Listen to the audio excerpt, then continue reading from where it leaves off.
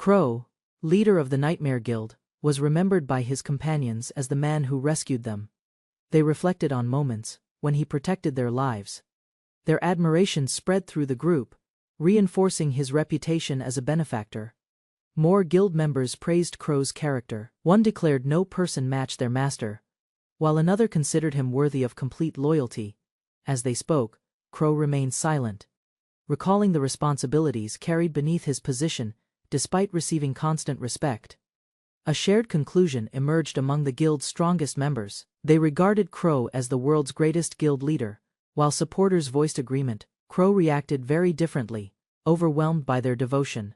He panicked, feeling trapped by expectations that continued growing. Inside a spacious office, Crow sat at his desk, handling guild matters. Nearby, a maid worked quietly while sunlight crossed the room. The calm atmosphere contrasted sharply with the intense praise surrounding him. Administrative duties demanded attention.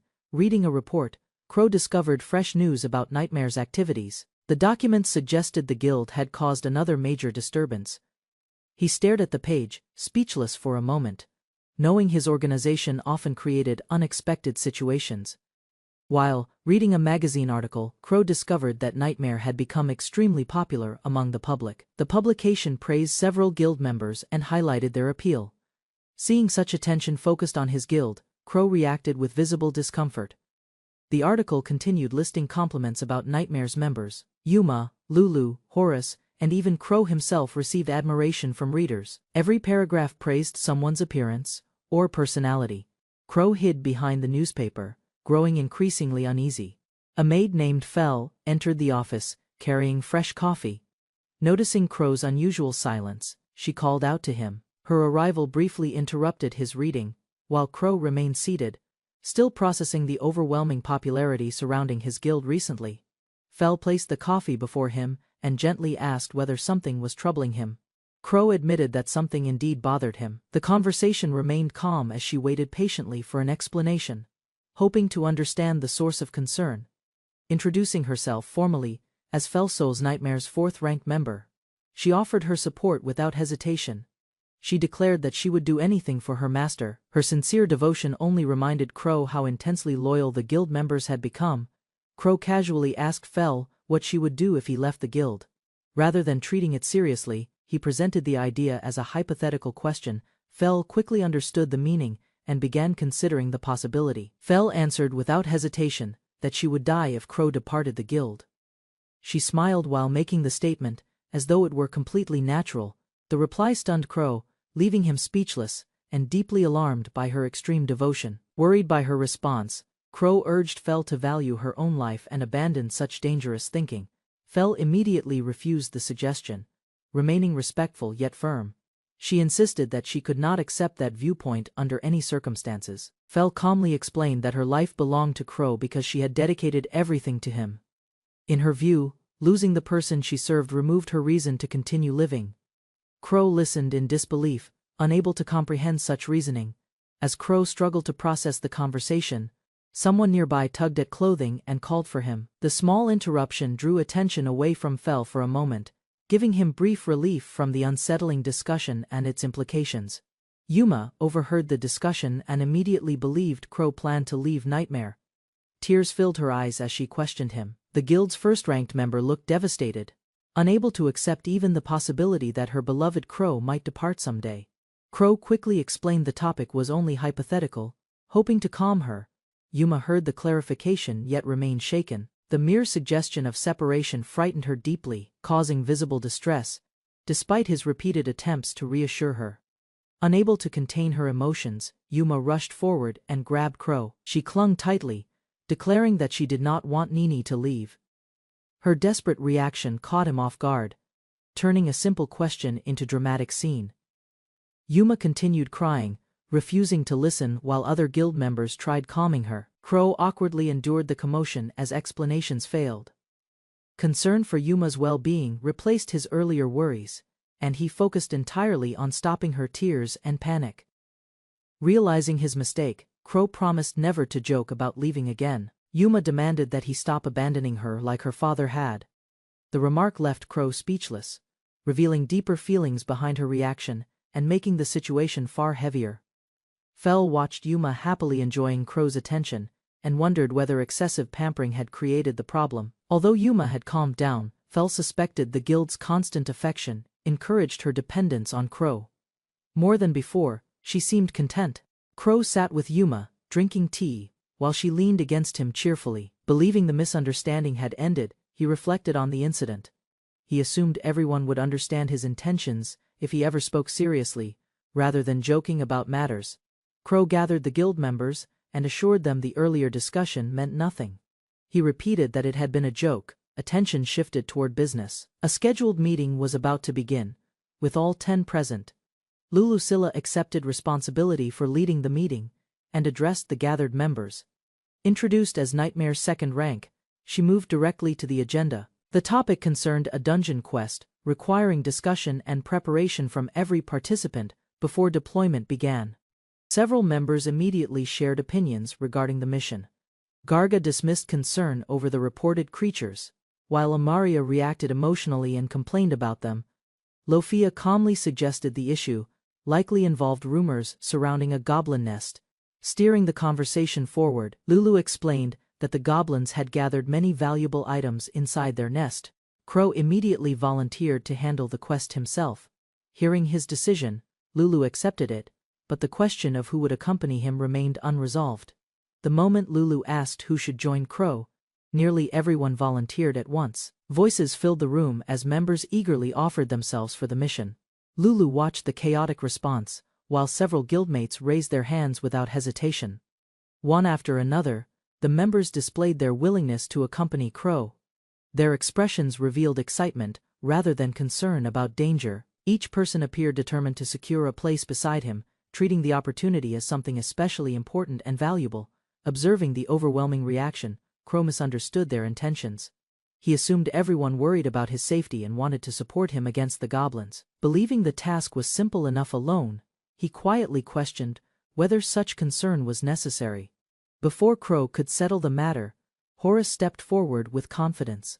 Requesting permission to join the quest, the loyal subordinate claimed their support would strengthen him. Crow listened carefully, as the competition to accompany him continued growing.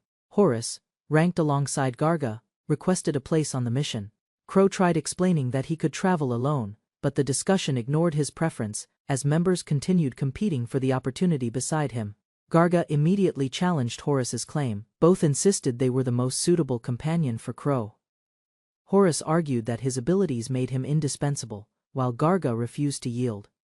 Their disagreement escalated quickly, leaving Crow unable to interrupt effectively. The argument became increasingly personal, as each man claimed Crow preferred his company. Neither considered Crow's actual opinion.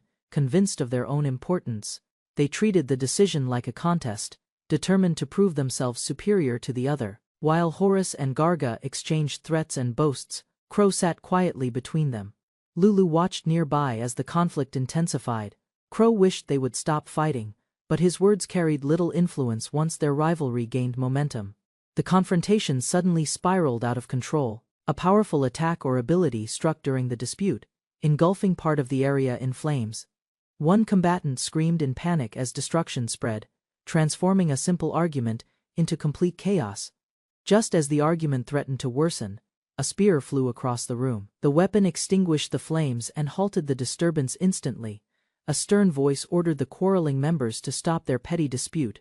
Restoring order, the attacker revealed herself as Alicia Craze, Nightmare's 6th-ranked member. Unimpressed by the chaos, she declared punishment for those responsible.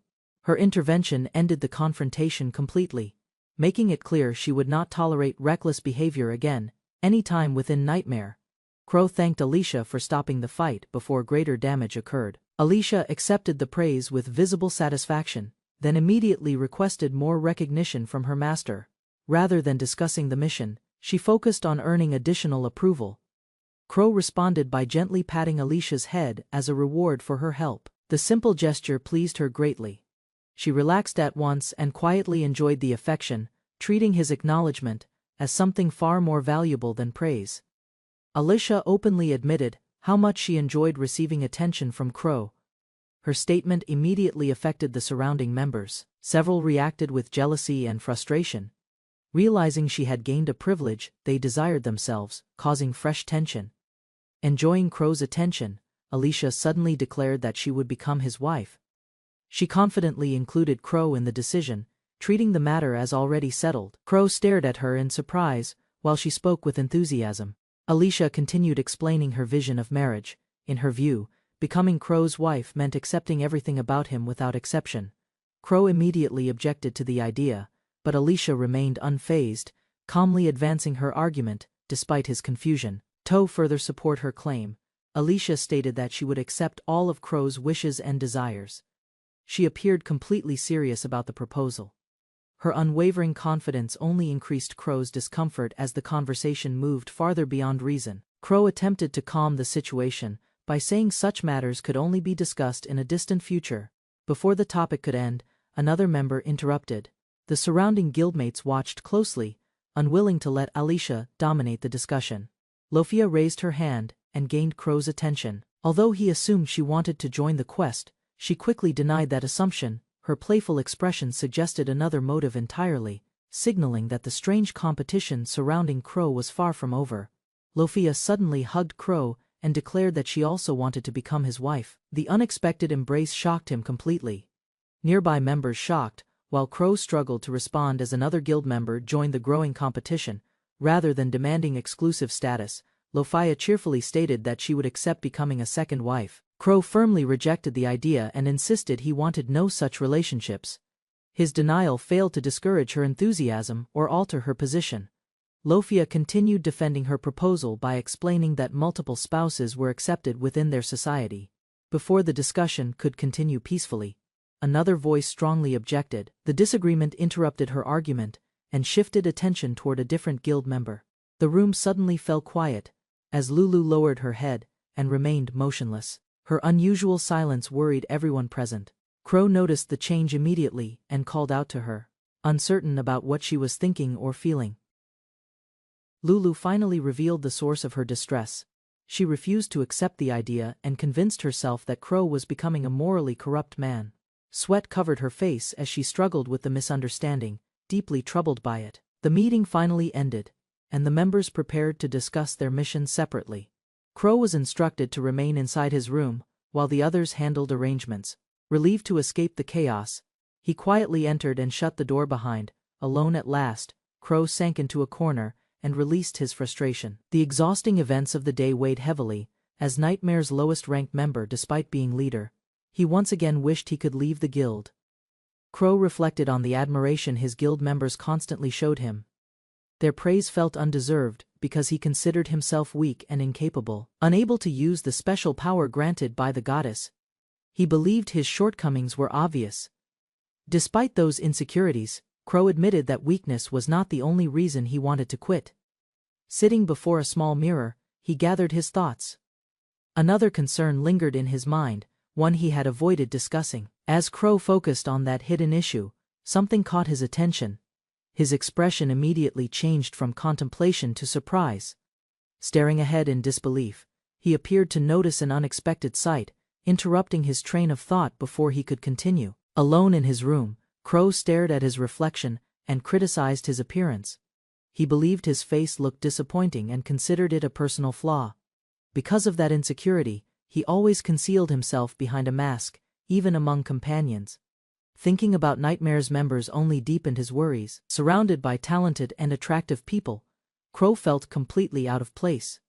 Comparing himself with them, he became convinced that he lacked the qualities expected from someone leading such a guild. Holding his mask, Crow reflected on how little confidence he possessed. He believed he had neither remarkable talent nor the courage to reveal his true face. These thoughts reinforced the distance he maintained between himself and others. Looking into the mirror again, Crow questioned whether he truly deserved his title. Despite leading the strongest guild, he doubted his abilities. The contrast between his achievements and self-image left him uncertain about his place within Nightmare. A sudden knock interrupted Crow's private thoughts. Startled, he quickly covered his face and composed himself before answering.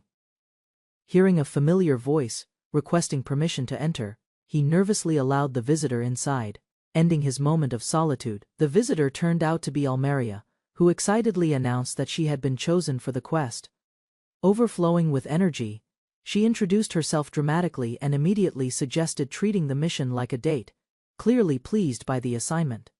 Crow's tension disappeared the moment he recognized Almeria. Realizing she was the visitor, he relaxed completely. His reaction, however, disappointed her. Almeria felt he seemed far less concerned about meeting her than he would have been with others. Feeling overlooked, Almeria complained that Crow treated her poorly. She believed his calm response happened because they already knew each other well. Embarrassed yet determined, she openly voiced her frustration, hoping Crow would acknowledge her importance. While walking together, Almeria asked whether that familiarity meant she held a special place in Crow's life. Crow answered casually, believing the question referred only to their relationship. His simple response encouraged expectations he had not intended. Crow explained that he viewed Almeria as a friend of the same age. Rather than feeling happy, she visibly deflated. The answer failed to match her hopes, leaving her disappointed as she realized their relationship remained unchanged in his eyes. Leaving the meeting area, Crow noticed someone sitting alone nearby. As he approached, Almeria stayed behind him. The atmosphere felt calmer than before, offering a brief break from the earlier arguments that had disrupted discussions. The person waiting was Lafia Flight, Nightmare's 5th-ranked member. She sat quietly, with a drink, appearing distant and thoughtful. Unlike several louder guild members, Lafia carried herself calmly, attracting Crow's attention as he considered speaking with her. Crow wondered whether only Almeria would accompany him on the quest. While considering the matter, he noticed movement nearby. Lafia approached the conversation, prompting Crow to shift his attention toward her unexpected arrival and presence within the guild hall. Crow called Lafia's name to greet her. Startled by the sudden attention, she reacted with surprise and quickly turned toward him. Her expression revealed she had not expected direct interaction, making the encounter slightly awkward for both sides. Lafia struggled to respond while another guild member apologized for her sister's behavior and explained that such reactions were normal. The explanation eased tension. Crow then addressed Lafia directly, preparing to discuss an important matter regarding the upcoming quest. Crow approached Lafia and directly invited her to join him on the dungeon expedition. Sitting quietly at her table, she listened as he explained the request. The unexpected invitation immediately caught her attention. The decision left Almeria shocked. Lafia struggled to understand why Crow had chosen her. Remembering how little she had spoken during the meeting, she questioned his decision. At the same time, she became flustered recalling his attention toward her. Crow explained that Lafia was close in age to another companion and could help make the journey smoother. Instead of feeling reassured, Lafia harshly criticized herself. Her lack of confidence contrasted sharply with Crow's simple and practical reasoning. Still doubting herself, Lafia wondered whether someone more dependable should accompany the group instead. Crow listened to her concerns while she hesitated. Her uncertainty remained strong, making it difficult for her to accept his invitation without question. Seeing her reaction, Crow questioned whether he had made a mistake. He admitted that he genuinely wanted Lafia to come along on the quest. Rather than selecting her by chance, he had approached her specifically because she was his preferred choice. Crow's words finally reached Lafia. Realizing he genuinely wanted her on the mission, she accepted without hesitation. Her embarrassment remained obvious, yet happiness outweighed it. She promised to accompany him, confirming Crow's choice had not been mistaken. With Lafia agreeing, Crow finalized the expedition team. Almeria and Lafia would accompany him into the dungeon. The three prepared to depart together, bringing an end to the lengthy debate over companions and allowing the mission to proceed. Elsewhere in the guild headquarters, several members remained behind. The atmosphere seemed quiet, yet some appeared lost in thought. Their attention drifted toward Crow's departure, suggesting lingering concerns despite the expedition team already being decided and organized. Yuma sat alone, recalling Crow's earlier remark about leaving the guild. Although he had explained it was only a joke, the memory continued troubling her. She imagined him disappearing from her life, and the thought left her uneasy. The unsettling thought spread beyond Yuma. Several guild members suddenly reacted with alarm, as though reaching the same conclusion. Expressions hardened and eyes widened. Crow's casual comment had planted a worry that refused to fade from their minds. Yuma shared her worries with the others. Still troubled by the possibility of Crow leaving, Alicia quickly dismissed the concern and proposed a future where Crow married Ali. In her imagination, such an outcome would keep everyone together permanently. Building on that idea, Alicia declared that Yuma could become their adopted daughter. She hugged Yuma and insisted that the guild would solve every problem together. Her cheerful confidence gradually eased some of Yuma's anxiety. Fel arrived carrying refreshments and overheard the discussion. While Alicia and Yuma celebrated her own solution, Lulu doubted its practicality. She reflected that Crow remained completely unaware of how much affection the guild members directed toward him every day. The conversation continued as Lofia enthusiastically included Lafia in her plans. She called out to her while laughing, treating the imagined future as though it were already settled. Nearby guild members listened, uncertain how seriously to take her. Horace suddenly intervened and objected to the direction of the discussion. He warned that such talk would lead Crow down an improper path. She brushed aside the criticism, while Horace grew increasingly frustrated by her carefree attitude. The discussion shifted toward Crow himself. Several guild members openly acknowledged that everyone in Nightmare cared deeply for him. Rather than treating their devotion as unusual, they regarded it as completely natural, reinforcing how important Crow had become to them. Garga failed to understand why the conversation had become so serious. To him, there seemed nothing strange about admiring Crow. His confusion contrasted with the others, who understood that their feelings toward the guild leader. Seeking to restore order, Horace reminded everyone that Crow's remark had only been a joke. Acting in his role as sub-leader, he declared the discussion finished. Reluctantly, the group accepted his decision and allowed the topic to end. Although the matter appeared settled, Lulu quietly reflected on Crow. Holding her cup, she watched the room in silence. Unlike the others, she kept her thoughts private, carefully considering the distance between Crow and the guild's emotions. Lulu eventually voiced her opinion once the room had calmed. She considered Crow an unusually oblivious person who never noticed how cherished he was. Despite speaking bluntly, her words revealed frustration rather than hostility, exposing her genuine concern for him. The conversation turned toward Lulu with a tragic past. Her entire noble family had been murdered, leaving her emotionally devastated. As others discussed the incident, she remained withdrawn, carrying wounds that had never fully healed. People speculated that powerful nobles might have held a grudge against her family. The explanation offered little comfort. Still affected by the loss, Lulu struggled with grief and isolation, unable to forget the destruction that had taken everything. Amid her despair, she remembered meeting Crow. At a time when she had lost faith in both people and the future, he approached her without hesitation.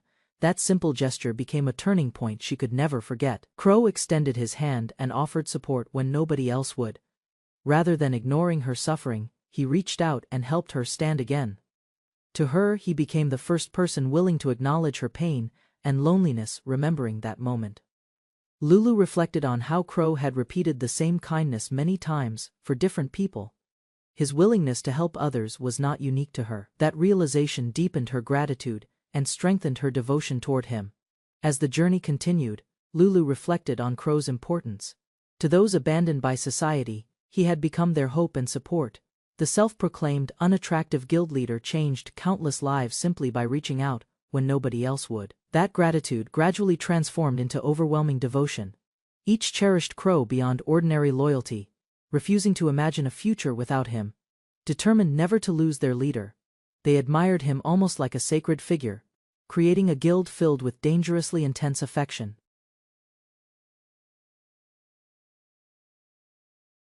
While exploring a stone corridor, Crow traveled with Lafia and Almaria. Heavy impacts echoed through the structure, drawing their attention. The group located a dark passage ahead. Entering cautiously, they scanned the interior, sensing nearby movement. Inside the chamber, several goblins emerged between the pillars, carrying crude weapons. Crow stared at the sudden threat. Still calm, Almaria stepped forward confidently, eager to demonstrate her strength before him, ignoring the monster's numbers and hostile expressions. Almaria launched herself into the enemy formation, swinging her polearm in a wide arc. Powerful strikes tore through multiple goblins, breaking bodies apart and scattering weapons. The monsters failed to organize defense, overwhelmed by her speed and precision. With the battle turning one-sided, Almaria pressed onward and proudly announced her greatness. More goblins rushed toward her, but their resistance achieved little. She maintained control, cutting through attackers efficiently while keeping Crow's safety in mind. As the remaining enemies scattered, Crow noticed 2 goblins escaping through another route. He quickly pointed out their direction, hoping they would not cause trouble elsewhere. Lafia reacted immediately, following the lead while Almeria finished cleanup around the chamber. Lafia returned from the corridor and reported that the escaped goblins had been eliminated. Crow thanked her for handling the situation. Hearing his praise, she smiled brightly and accepted the recognition. Almeria listened nearby. Encouraged by Crow's gratitude, Lafia proudly explained that removing trash, monsters, and similar threats suited her abilities. She spoke with complete confidence, emphasizing how effective she was at such tasks. Her cheerful attitude reflected satisfaction with her contribution. Crow responded positively and thanked Lafia once more. His reaction remained simple, yet sincere. While Lafia seemed pleased, Crow briefly paused in thought. The exchange appeared harmless, though someone nearby silently watched the conversation unfold. Almeria approached Crow and tried drawing attention to her own efforts. She reminded him that she had worked hard during the battle as well. Crow acknowledged her statement immediately, but his casual response failed to satisfy her expectations. Almeria stared at Crow in disbelief and questioned why he refused to praise her directly. Frustration quickly surfaced as she accused him of always treating her lightly. Crow faced her complaints, realizing her irritation stemmed from wanting recognition herself. Trying to calm Almeria, Crow explained that he appreciated her efforts as well. The statement only embarrassed her further. Unable to hide her feelings, she demanded something more tangible than words and insisted that head pats would satisfy her. Lafia immediately joined the request, asking whether she could receive the same treatment. Crow looked between the 2 women and reminded them they were still exploring a dangerous dungeon. Despite that, he reluctantly agreed to humor their wishes. Crow raised both hands and gently patted their heads. Almeria and Lafia instantly relaxed, their earlier complaints disappearing. The simple gesture pleased them far more than expected, leaving Crow surprised by how effective such a response proved. A sudden scream echoed through the dungeon before anyone could continue enjoying the moment. The sound clearly belonged to a woman. Almeria and Lafia reacted at once, recognizing the urgency, while Crow shifted his attention toward the source. Without hesitation, Crow rushed toward the direction of the scream. His companions called out as he disappeared around a corner. Concern replaced the light-hearted mood, and the group quickly prepared themselves for whatever danger awaited ahead there. Following the scream, Crow found a frightened woman running through the dungeon. She begged for help, explaining that goblins were attacking her group. Seeing her panic and injuries, Crow immediately stopped and listened carefully to her situation. The woman continued describing the danger surrounding her companions. Crow raised his hands calmly and reassured her that she was safe. His composed attitude helped reduce her panic, allowing her to explain the circumstances more clearly and steadily. Crow introduced himself as an adventurer who had accepted a guild request. He promised to escort her back to town safely. Mentioning Lafia and Almeria as reliable companions, he assured her that help was already available nearby.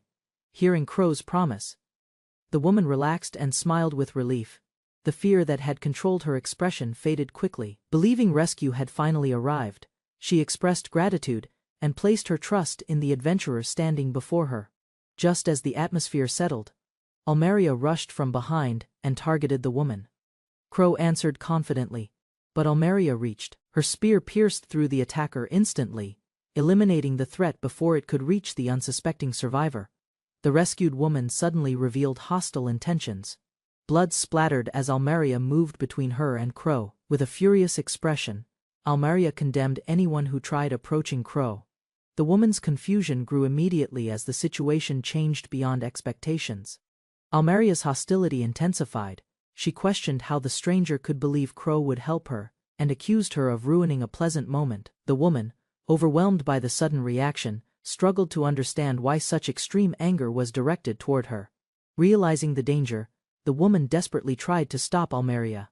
She retreated across the floor, while Almeria advanced with her weapon ready. Fear replaced every trace of relief as the supposed rescue became an increasingly threatening encounter instead. Before Almeria could continue, Crow firmly ordered her to stop. His voice immediately interrupted the confrontation. Almeria froze and turned toward him, while Lafia watched nearby. The tension remained high, but Crow's command prevented further escalation there. Crow reminded Almeria that adventurers were not allowed to kill people indiscriminately. Cornered by his reasoning, the woman quickly claimed she had intentionally entered their trap to seek a peaceful solution. Her explanation sounded suspicious, yet bought time. Crow revealed the woman's identity by presenting a wanted notice. She belonged to the antisocial guild Wild Hunter and was known as a goblin tamer. The revelation exposed her deception, proving that her earlier story had been completely fabricated. Caught immediately, the woman abandoned her frightened act. Anger replaced panic as she accused Crow of deceiving her first. Rather than denying the claim, Crow remained calm, showing little concern for her sudden outburst and hostility. Realizing exposure was unavoidable, the woman reached for a potion before she could gain any advantage. The situation shifted rapidly. Lafia remained alert nearby, while the woman desperately searched for a way to recover control. The woman openly admitted that being discovered changed nothing. Standing confidently before Crow and Lafia, she revealed her true preparation. Numerous goblins surrounded the area, transforming the chamber into a battlefield, where she believed numbers guaranteed victory. With goblins gathering from every direction, the woman demanded surrender. She boasted that hundreds of goblin troops occupied the dungeon and expected intimidation to work. Crow's group faced the hostile army calmly, preparing themselves for the confrontation ahead. The goblin tamer threatened Crow's group, boasting that their bodies would become fertilizer for her army. Unimpressed by the warning, Lafia stepped forward and drew Excalibur. Her calm expression showed complete confidence. Despite the overwhelming number of enemies, Lafia immediately charged into the goblin horde. Twin blades carved through the battlefield, sending monsters flying in every direction. The goblin tamer watched in stunned silence as dozens of troops were defeated effortlessly, destroying her expectation of numerical superiority. Seeing the massacre, the goblin tamer tried encouraging her remaining forces. Lafia showed no hesitation and continued advancing through the crowd. Viewing the creatures as disgusting pests, she cut down every goblin standing between herself and her target. Not wanting to be left behind, Almeria prepared her own legendary weapon. She raised Gungnir and directed its power toward the battlefield. The spear's purpose was simple and direct, piercing through enemies while supporting Lafia's relentless assault. The goblin tamer struggled to understand what she was witnessing. Her strongest forces collapsed, despite their numbers. Looking at Lafia and Almeria wielding Excalibur and Gungnir, she finally realized she had challenged opponents far beyond ordinary adventurers. The goblin tamer stared at Lafia and Almeria's weapons in disbelief. She recognized them as mythological class equipment, far beyond normal adventurer possessions, unable to reconcile their strength with their appearance. She questioned how such individuals possessed legendary artifacts. Crow casually answered the question himself. He revealed that he had personally created both weapons. The statement shocked the goblin tamer more than the battle itself. Her confidence faltered immediately as she struggled to accept such an explanation. Crow explained that his special skill, Create, allowed imagination to become reality. Recalling knowledge from games and manga carried from his previous life, he used that power to craft rare artifact-level equipment within this world. The goblin tamer called the ability unfair compared with her goblin army. Crow ignored the complaint and prepared to demonstrate it again. Extending his hand, he activated Create once more, deciding to produce another weapon before her eyes. A dark blade materialized instantly within Crow's grasp. He introduced it simply as the Black Sword. The goblin tamer stared blankly at the newly forged weapon, bewildered by its plain name and by Crow's overwhelming ability. The goblin tamer sensed the overwhelming aura radiating from Crow's newly created sword. Although she mocked his masked appearance, the weapon's presence alone distinguished it from ordinary equipment, forcing her to reconsider the situation. Searching for an advantage, the goblin tamer focused on Crow himself. She suggested that he possessed a weakness despite his remarkable creations. Believing she had identified a flaw, she prepared to exploit it before losing complete control. The woman argued that Crow relied on Lafia and Almeria because he lacked the ability to use powerful weapons personally. Her conclusion briefly caught the attention of both companions. Confident in her reasoning, she pressed the accusation further, acting on her assumption. The goblin tamer ordered every remaining goblin to attack Crow directly. The monsters rushed toward him from all directions. She expected overwhelming numbers to expose his limitations and remove the greatest obstacle before her. Crow faced the charging goblins without concern. While the woman celebrated what she believed was a clever strategy, he calmly raised his sword.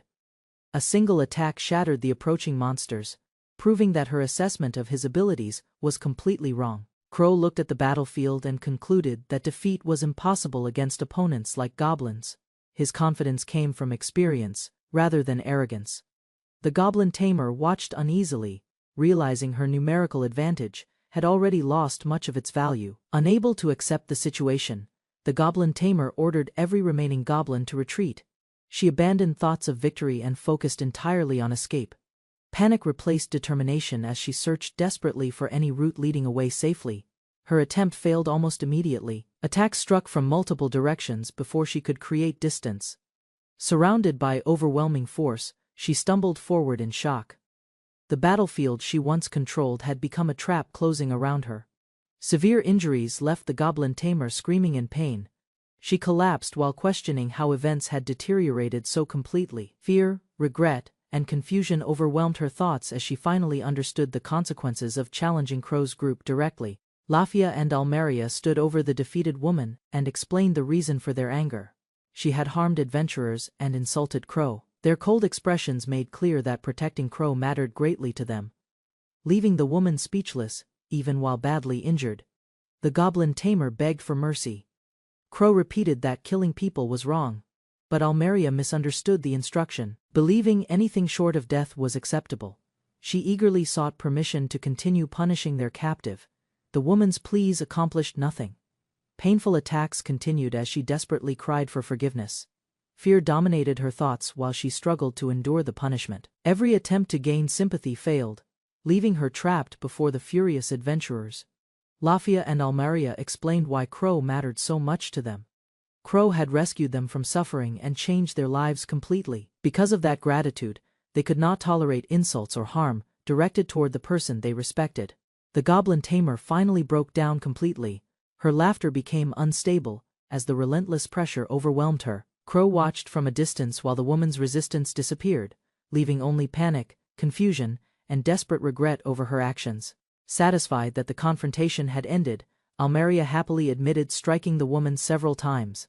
Lafia casually agreed with her assessment. With the threat neutralized, the group turned toward the dungeon passage ahead and prepared to continue onward together. The battle finally ended, and the goblin tamer lay defeated. Lafia and Almeria considered the mission successfully completed. Crow silently observed the aftermath, troubled by how events unfolded, and by the excessive force used during the quest.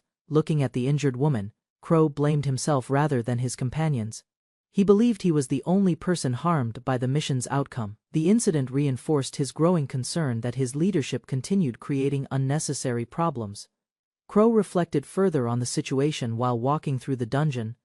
More than anything, he worried that his actions were lowering the guild's standards. Unable to dismiss those thoughts, he quietly questioned his own place within it. Meanwhile, Lafia and Almeria approached Crow with cheerful expressions. Their hands remained stained from the recent battle, yet they proudly invited him to continue forward. Neither appeared bothered by the events that weighed so heavily on him. Crow answered with a strained smile while following beside them. Although his companions looked completely satisfied, his concerns remained unresolved. As the group moved onward, Crow secretly concluded that leaving the guild might be the better choice. At the western frontier branch of the guild house, Crow arrived after being summoned. The large building stood quietly, yet the message directed at him carried concern. Someone inside clearly believed he had caused another problem and wanted answers. Inside the guild house, Housemaster Zoas confronted Crow with a stern expression. He urged him to consider the burden left for others whenever incidents occurred. Crow paused, confused and thoughtful, wondering whether he had made another serious mistake again. Zoas explained that the discussion concerned a captured goblin tamer. The woman sat trembling at a table, drenched in sweat and visibly distressed. Severe trauma prevented her from giving complete reports, leaving many details unclear and the investigation stalled. Crow quickly admitted he had forgotten the matter, drawing frustration from Zoas. While trying to refocus the conversation, Crow listened as Zoas revealed there was another important issue. The explanation had not ended. A larger concern still required attention. Before Zoas could continue, two familiar women appeared. Fel stood beside Lulu, who watched calmly. Their unexpected arrival immediately shifted Crow's attention. Instead of focusing on Zoas's warning, he questioned why both women had come too. Fel and Lulu introduced themselves without hesitation.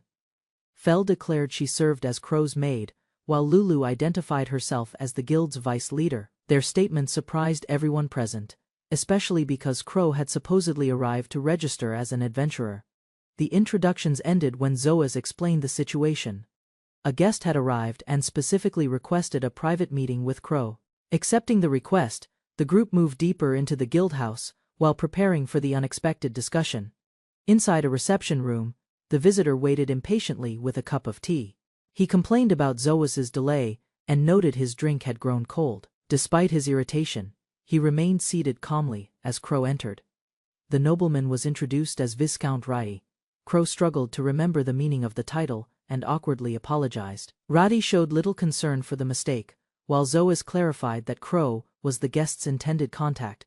To emphasize the visitor's status, Zoas explained the regional hierarchy using a map. Viscount Rai governed the area surrounding the guild branch and held authority over nearby territories. The explanation made clear that Crow faced a highly influential noble. Crow sat uneasily while Viscount Rai discussed a task. Rati dismissed concerns about Crow's inexperience and insisted he was suitable. Zotis defended the recommendation, yet Crow sensed trouble approaching. The noble's confidence only deepened his growing unease. Rati finally revealed the assignment to find a missing person. The request sounded simple at first, yet his serious expression suggested hidden complications. Crow listened quietly while considering the risks behind the seemingly ordinary search mission ahead of him. Fel and Lulu immediately rejected the proposal before further details could be presented. Standing beside Crow, they opposed the request without hesitation. Their protectiveness transformed the meeting atmosphere, leaving Rafi and Zoas facing unexpected resistance from both women. Lulu regarded the mission with suspicion. Searching for missing people rarely appeared straightforward. Crow remained confused by her reaction, struggling to understand why the request seemed alarming. Zoas watched silently, as doubts continued spreading through the room. Zoas attempted to explain the situation, but Lulu pressed the issue. She argued that accepting a suspicious request could create political complications. The target area involved authorities beyond normal guild jurisdiction, making the assignment far more sensitive than expected. Crow unexpectedly agreed with Lulu and Fel's concerns, leaving Viscount Rai dissatisfied. Rai complained that the two women had rejected the request before hearing everything. Despite the argument surrounding him, Crow somehow became the person receiving criticism. Rai warned the women not to become overconfident, because they were merely adventurers. He claimed he possessed enough authority to interfere with their activities whenever he wished. Crow and the women showing little fear toward the threat. Crow immediately objected to the statement. He pointed out that powerful nobles normally could not make such decisions so casually. His nervous reaction contrasted sharply with the calm attitudes around him, while the women continued opposing the Viscount's pressure. Zoas shifted the discussion toward the investigation itself. The missing person case involved cooperation with public agencies, creating additional complications. Because official organizations were already involved, the mission required careful handling and could not be treated as an ordinary guild request. A document was produced as the meeting progressed. Lulu quickly focused on the practical details and asked for the location connected to the case. With arguments temporarily settled, attention finally moved toward the information needed. The investigation's destination was finally revealed. The missing person had last been connected to the Succubus country, a place known by that title, despite being an autonomous city. The revelation immediately shifted the meeting into unusual direction. Lulu reviewed the collected information and explained the background. The location had begun as a development post before growing into a prosperous autonomous city. It also housed the Viscount's affiliated merchant guild, where several company members disappeared. Additional details raised further questions. Horus suggested the missing individual may have wanted to avoid public attention regarding his connections with the city. Garga showed little interest in investigations, leaving the responsibility of analysis to others. Discussion turned toward the city's history. Alicia claimed the first ruler had taken an Inma as his wife. Over time, the population expanded rapidly, and the settlement transformed into a city where Inmas became a common sight. The explanation reached its most startling point. The city had developed a reputation as a destination for adult entertainment, causing visible discomfort among the listeners. Several women reacted with disgust, while Crow realized the assignment might be stranger than expected. As details about the destination spread, concern quickly filled the room. Several guild members insisted Crow should never be sent there. They worried about his safety and reacted dramatically, treating the mission as a serious threat to their leader. Lulu's response escalated the discussion even further. With complete seriousness, she declared that any harm coming to Crow would lead to war. She even spoke of eliminating every Inma involved, shocking anyone who heard her extreme statement. The room fell into uneasy silence. Some questioned whether Lulu was joking, while others preferred avoiding involvement with Inmas altogether.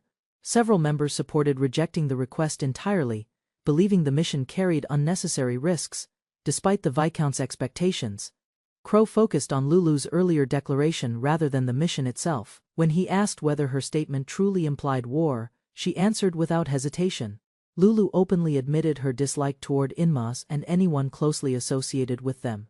Crow accepted her answer and thought quietly about the situation. Even so, abandoning missing people without an attempt to help felt wrong to him. While everyone emphasized danger, Crow became more interested in understanding what awaited inside that city. Crow hesitantly mentioned that the succubus country was also famous for its culture, food, and clothing. The room listened quietly as he reviewed the information. Compared with previous warnings, his comments highlighted more ordinary aspects of the destination. Nonce cosmetics and beauty salons were mentioned. The atmosphere changed instantly. Several women became excited and loudly supported traveling to the succubus country. Their enthusiasm replaced earlier objections, leaving Crow surprised by the sudden shift in everyone's attitude. Preparations began almost immediately. Lulu promised to protect Crow throughout the mission. Crow accepted her assurance, while the growing expedition continued expanding around him. Alicia appeared dressed for travel and Yuma also declared she would accompany. More companions volunteered to join. Almeria admitted they had been handling many quests recently, but still wanted to help. Garga insisted they could not ignore the victims. Crow watched in confusion as participation increased without restraint. The enthusiasm surrounding the trip suddenly turned against Crow. Several women accused him of improper intentions and called him a pervert despite his lack of involvement. Completely bewildered, Crow could only wonder what mistake he had supposedly made this time. Crow brushed aside the accusations and concluded that everyone around him behaved strangely at times. His casual remark only provoked stronger reactions from the women. Instead of calming the situation, his response earned immediate criticism from several directions.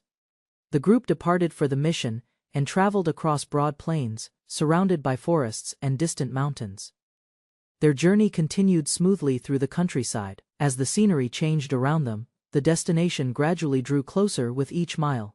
Upon arrival, Crow stepped forward and released a relieved breath. His companions gathered nearby, appearing equally tired from the trip. Despite the long journey, everyone remained focused on the investigation that had brought them there. The travelers entered the succubus country and found a bustling city filled with people. Decorative arches and banners welcomed visitors into crowded streets. Crow observed the lively atmosphere while comparing it with the rumors discussed during the meeting. Attention soon returned to the missing person case. Some members had remained behind to manage guild duties, leaving only part of the group present. To begin efficiently, they decided to divide into teams by drawing lots and investigating separately. Before splitting up, Lulu reminded everyone to stay connected through enchanted earrings. The devices would allow communication across the city during the investigation. While she explained their purpose, someone secretly observed the group from behind a nearby wall. A hooded girl carefully peeked around the corner and watched Crow's group from a distance. Her attention remained fixed on them as they prepared to move. Nervous curiosity filled her expression while she remained hidden. Elsewhere, officials within the city received reports about the arriving adventurers. Some suspected they were connected to Viscount Racy and discussed monitoring them. Even so, they agreed visitors should be treated as ordinary customers unless evidence suggested otherwise. The city remained lively as Crow's group walked through the streets. Someone spoke proudly about protecting the peace of their homeland. Their words reflected confidence and determination, showing that outsiders causing trouble would not be tolerated easily. Far from the bustling streets, the ruler of the succubus kingdom appeared upon her throne. Queen Yarima, Capac the 19th, calmly listened to developments within her domain. Her composed smile carried an unsettling presence, hinting at influence extending throughout the entire city. Lofia enjoyed her meal happily, praising the food's taste and especially the tenderness of the oysters. While eating, she blushed and hinted her happiness came from eating beside someone she liked. She quietly wished Crow would grow stronger and prepared a wide variety of nourishing dishes. Crow reported no findings yet. Lofia shared she'd explore deeper into less developed areas of the city. After observing more, they agreed together. Everything so far looked normal, with no suspicious activity in sight. Crow stayed optimistic, certain the others were also searching while one cloaked girl suddenly collapsed forward. Elsewhere, Alicia requested a pricey earring, offering far less than its listed value without hesitation. The seller resisted, explaining their limits. Alicia kept bargaining, trying different offers, but was still refused. Eventually, a deal was made. Alicia agreed to pay $10,000 after complimenting the design. She later overheard its intended purpose, grew embarrassed, and wondered if her master would still like it. Fell worked as a part-time dealer, calmly dealing cards while watching for familiar faces. Suddenly Yuma appeared, confidently pushing all her chips forward, declaring she was going all in. Fell called the bet, revealing 4 kings, but Yuma's confident smile didn't waver one bit. Yuma slammed her cards on the table, shouting her royal flush, stunning everyone around her. The crowd dropped in disbelief while Fell grinned slyly, and Yuma cheered in pure delight. Lulusilla entered the spa, pretending to be a tired adventurer seeking rest and comfort. Inside, she met Lafia and Almeria, all undergoing beauty treatments while discussing their motivations. While receiving massages, they hoped changing their looks might change how someone important saw them. As conversation shifted to Devon's trading company, the masseuse paused, reacting oddly to the mention. The masseuse placed an eye mask on her calmly, hinting at something deeper underway. Blindfolded, she lay unsure on the table while masked attendants prepared strange instruments silently. Suddenly, a scream echoed across the rooftops, loud enough to draw everyone's attention below. Lofia rushed forward, blade drawn, intercepting the fleeing demon girl who bumped into Kuro. The demon girl panicked, shouting wildly, accusing Lofia of stealing Kuro without letting her speak. Lofia smiled gently, her glow calming the fury as she asked for a chance to talk. When they met earlier, he remembered the strange paper she had quietly handed over. As accusations flew, Lofia denied everything, but her words were suddenly interrupted by an unexpected collapse. She trembled and admitted hunger, staring at Kuro's energy as if drawn by instinct. Before things escalated further, Lofia moved decisively, her blade cutting through tension and intentions alike. With piercing eyes, she warned the girl to never touch Kuro again under any circumstance. Lofia delivered swift judgment, her blade cut without hesitation. The enemy's ambush failed instantly. More enemies appeared. Surrounded on rooftops, they counted 20. The group braced themselves without hesitation. Kuro stopped Lofia. He didn't want bloodshed. She hesitated, unsure how to act peacefully. Despite his plea, Lofia struck. She stunned the enemy instead of killing. The others backed off. She sheathed her blade calmly. If Kuro wished mercy, she would follow his will entirely. Lofia struck with precision, her sword spinning gracefully. The enemies dropped before they could scream. Kuro observed quietly from the rear, surrounded by tension and questions he dared not voice. The elf girl pointed nervously at Lofia. Kuro's eyes narrowed as he heard her name. Kuro grabbed his ally and turned away. He had no intention of fighting her now. The enemy reacted too late. Kuro and Lofia dashed out, chased by furious shouts behind. Black flames erupted as the succubus cast her spell. A barrier split the battlefield in half. The enemy halted as smoke rose. Behind the wall, Kuro and Lofia had already vanished. Leaping across rooftops, Kuro ignored protests. He warned Lofia about the danger the succubus might bring. The girl trembled. The color burned her skin. Lofia realized it was a cursed binding artifact. Kuro read the hidden message again. His choice was clear. He had to protect her. Kuro led her to shelter by the forest. She looked weak but no longer afraid. Desperate for strength, the succubus drank. Lofia flinched but obeyed Kuro's calm, careful command. She introduced herself as Fui, a succubus. The collar was proof of her punishment. Fui explained the famine. The succubus country had fallen into ruin with no help coming. Tears fell as she confessed. Some succubi began targeting humans driven by despair and starvation. Crow suspected the Devon Trading Company. Their attack was no coincidence. Fui nodded, hiding her tears. Lofia understood the scale. If the truth spread, both sides would face irreversible consequences. Fui broke down, fearing death. Crow reached out, his voice steady. He promised to protect her, Lofia called out. Crow urged caution. Fui listened, unsure what their words could actually accomplish. Far away, someone raged. Fui's confession had been heard, and it had provoked dangerous consequences. Captain Ichiran gave the order. Every succubus in town was mobilized to track Crow's group. A sudden strike knocked allies down. Confusion spread. Alma calmly stepped forward, ready to answer orders. A trio appeared. Their presence was overwhelming. They demanded Crow's return without patience or warning. Before anyone could answer, magic flared. The word Kurano summoned a devastating attack from above. The ground split under the blast. Enemies scattered. One warrior froze as Lofia struck hard. Yuma cried out in rage. The ground shattered. Her power shocked enemies and allies alike. Others stepped forward. Emotions rose. Their resolve solidified as they stood beside Yuma, demanding Crow's return. Crow smiled with determination. He vowed to save them. The succubi prepared themselves for war. A scream echoed. She remained calm, unmoving. Something powerful had been unleashed behind that silence. Magic burst from her wand. Flames engulfed enemies. None escaped the sudden, merciless retaliation. As screams continued, her expression stayed blank. Their pain was a result she neither feared nor regretted. Fire consumed everything ahead. The force behind it was precise, unstoppable, and left no survivors. She held the wand aloft. It fused healing and combustion, a deadly invention of their master. She demanded answers, ignoring his pleas.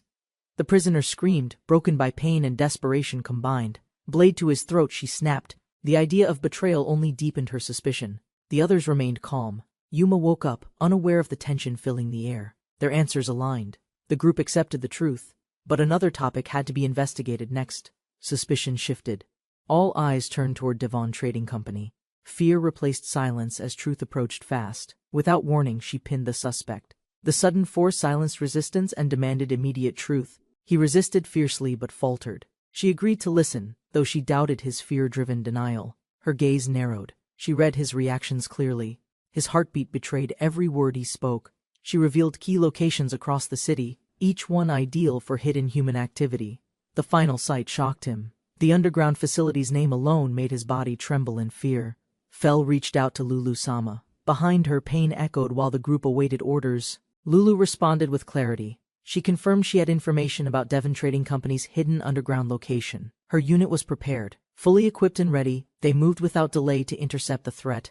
Lofia clashed with Crow again. She refused to believe saving succubi was a real option. Fui explained her background cheerfully. Lofia panicked, shocked by how succubi learned morality from erotic books. Crow proposed a two-person plan. Lofia blushed, unsure how to respond to him directly. Crow asked Fui to convince the queen, hoping to liberate the enslaved trading victims. Fui hesitated but agreed. Crow offered to disable her collar, removing the queen's binding control. Far underground, deep inside the succubus kingdom, strange echoes reverberated through the cracked stone hallways. A powerful blast shattered the wall. The Tazrem fired thrice before finally penetrating the barrier. The group speculated Crow's fate as they watched the horizon with quiet, uncertain concern. Armed and determined, Alma led her team through rocky terrain, increasing their pace toward danger. Inside the tunnel, they encountered a foul stench and disturbing details about succubi energy practices. Behind thick bars, twisted men clawed forward, their eyes crazed with desperation and decay. Sensing women nearby, imprisoned men screamed and begged, consumed by madness and uncontrollable energy withdrawal. Men screamed uncontrollably from their cages, driven mad by the scent of passing women. Succubi investigators revealed the truth. Captured traders became prey to amplified lust and exploitation. One prisoner was held hostage, blade to throat, as a succubus threatened immediate death. The rescue team hesitated briefly, hearing pleas, then readied weapons to neutralize the threat. A gunshot rang out. The hostage collapsed. The succubus gasped, realizing they'd lost control. The enemy leader trembled as a gun was aimed at her, surprised by betrayal. Without mercy, Alma and Lofia eliminated the captors, blood marking the end of resistance. The leader, shaken, asked if they were human. They answered with conviction and fierce loyalty. Crow's kindness was remembered. He helped everyone regardless of their past or current pain. She smiled through blood. To protect Crow from suffering, she acted first. Because she loved, Alma chased after the fleeing succubus while Lilia discovered one surviving prisoner among the wreckage. The man questioned their loyalty, confused why they sided with monsters who had exploited them. Lofia replied coldly that humans were worse and raised her gun to interrogate him. Her eyes narrowed as she brought up the Devon Trading Company's role in everything. She pushed the gun into his mouth and demanded the truth behind their operations. Nithya ran through the corridor, heart pounding, determined to deliver her urgent report immediately. Before the throne, she gasped for breath, shouting that the enemy force was overwhelming. The queen questioned her directly, sharp eyes narrowing as she examined Nithya's fear and urgency. Nithya tried explaining her escape, unaware the queen had already sensed something was terribly wrong. A voice echoed, revealing hidden presence. Nithya turned, trembling as her enemy had already arrived. Crow and his team rushed down the corridor after hearing the scream and loud tremor. They halted at a door. Inside, terrifying sounds echoed. Crow feared they were already late. Pushing the door open, they found Alma choking an enemy with effortless force and precision. Alma turned with a smile and ran toward Crow, who stood stunned by her presence. She checked his injuries. Crow said nothing. The succubi ambushed him but revealed no information. The queen accused them of spying. Crow tried explaining their peaceful intent without success. She mocked the idea of peace and twisted their words into a clear threat. She revealed her true nature. Humans were prey and pleasure, nothing more to her. Before the queen struck, Alma and another guild member launched a surprise counterattack together. The queen's eyes narrowed. With a gesture, she blasted Alma away through the wall. Alma and the other girl were furious. Crow's safety triggered their overwhelming protective rage. Crow calmly urged surrender.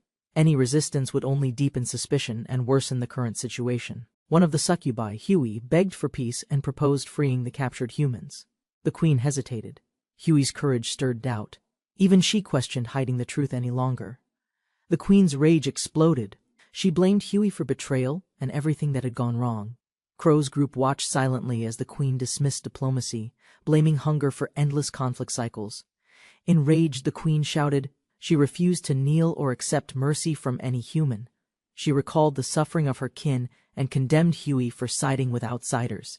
Huey collapsed as blood spilled. The curse from her collar activated without mercy or pause. Struggling to breathe, Huey realized only Crow could remove the curse before time ran out. Crow admitted the truth. He had no ability to break Huey's life-threatening curse. Huey broke down. Crow had once promised to help. Her last hope was crumbling. Nithya appeared suddenly. She questioned Crow's intentions and hinted at a deeper hidden betrayal. She declared that Crow had always planned to kill them. Huey stood frozen in shock. Would blame Huey, strike a deal, and silence every loose end. Crow confirmed the decision. If Huey was sacrificed, the mission would be completed successfully. Everyone fell silent. Huey realized she was the price for peace. Her hands trembled. Smiling weakly, Huey accepted her fate. Tears fell as she clutched her cursed collar. The curse detonated. Her body dropped. Crow stood still as the others watched in shock. As life faded, Huey whispered one last word. She looked at Crow and asked why. Huey's body lay still. The queen stepped forward and questioned Crow's next move directly. The queen summoned her forces. She refused negotiation, even in the face of betrayal. Alma and her allies drew their weapons, outraged by the queen's lack of remorse. Alma shouted at Crow to stay away. The team rejected his plan and motives. Crow remained calm. He prepared a mysterious item, challenging the queen's justification for violence. Crow held Huey's hand tightly. Light surrounded them as a resurrection spell activated successfully. Everyone stared in shock. Huey slowly opened her eyes, confused by her unexpected revival. Crow explained that the curse had to activate completely for resurrection magic to work. He smiled gently and reminded her he had kept his promise to save her. Overwhelmed by relief, Huey ran forward and embraced him, tears flowing without holding back. The queen's shock grew as Crow revealed a resurrection artifact and divine equipment in hand. The triumphant demons introduced themselves, challenging Crow's group with confidence and a commanding presence. Alma confidently declared Crow the strongest in the world, supported by his loyal subordinates. Huey pleaded for peace, denying any intent to harm or dominate the queen's people. Crow promised to help Huey save the town and asked for the queen's cooperation.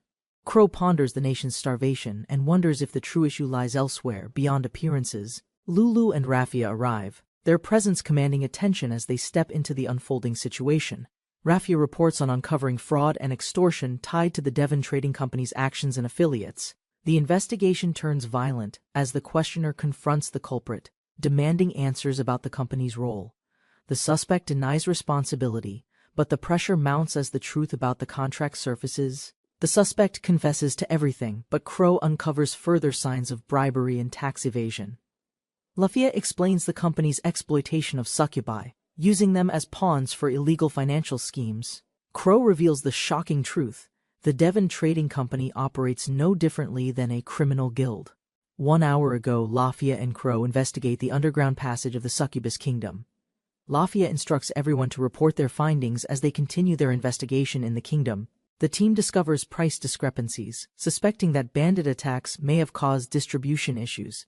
The restored route's timing and the disappearance of guilds raise suspicions about a hidden agenda.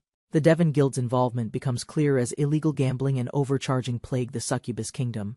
The investigation continues as customers mention the intimidating figures who once ran the casino's operations. The succubi were exploited, working for low wages while the guild seized control of the casino. Fraud, blackmail, and interference in shows reveal how the guild manipulated the situation for its benefit. The suspect claims innocence, blaming his involvement on the guild's coercion and the Viscount's control. As tensions rise, Raffia asserts she's not the bad guy, warning the suspect to remain calm. The suspect rages, claiming the succubi tricked him, while blaming the Viscount for everything. Raffia observes, disgusted by the succubi's desire to live like humans, owning a town now. Raffia declares her intent to take control of the succubi city and use it for society. The suspect tries to defend himself, claiming noble backing, but Raffia remains unmoved, unfazed. With the Viscount gone, Raffia assures that neither the guild nor the Viscount will threaten the town. The succubi reveal that they endured the guild's exploitation because of the kingdom's vulnerability to humans. The succubus leader reflects on her foolishness, knowing the incident will lead to her downfall. In desperation, the succubus leader offers to take responsibility, hoping it will save her kingdom. Crow debates the situation, recognizing the town thrives on human trafficking, but the threat remains.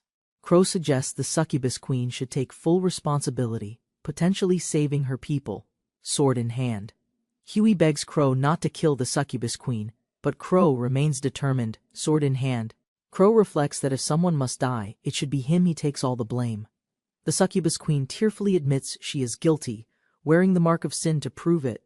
She confesses her hate for men, her struggles, and how she was forced into a terrible debt. Realizing too late, she explains how she accidentally drained her employer's life force, killing him. The succubus confesses that if only she hadn't followed her impulses, none of this would have happened. Nithya argues that Huey wasn't to blame, as someone else would have triggered the same actions. Huey denies the accusation, claiming it's a lie as his guilt weighs heavily on him. The conversation shifts to a mysterious ring, revealing its need for recharging to use its magic. Huey slashes at the succubus queen, his emotions overwhelming him as the room watches in horror. Crow apologizes, offering the succubus queen a drink, though his intentions remain unclear to others. Despite his actions, Crow reflects on the queen's role, pointing out that she couldn't attack without reason. Huey recalls his previous world, reflecting on the hardships of being constantly mistreated and overlooked. Determined to continue, Crow insists on filling his stomach first before thinking of the next step. The group is shocked as Crow suddenly collapses, his exhaustion finally overwhelming him in front of everyone. Crow, frustrated by his weakness, calls out for a healer, realizing how pathetic he feels. The scene shifts to Crow's past, where he reflects on being constantly bullied and belittled. Crow recalls walking alone, unable to escape the mocking words and isolation in his previous life. In his moment of despair, Crow stands before an oncoming truck, ready to end it all. A goddess, Noah, appears, offering him a second chance at life in a new world. The goddess presents Crow with a cool mask, promising that good things will happen if he wears it. Crow, intrigued but skeptical, questions what kind of good things the goddess is referring to. The succubi, hearing of the good things, wonder if it's really worth it for them. As the group worries, one succubus tearfully pleads for Crow's survival, desperately hoping he won't die.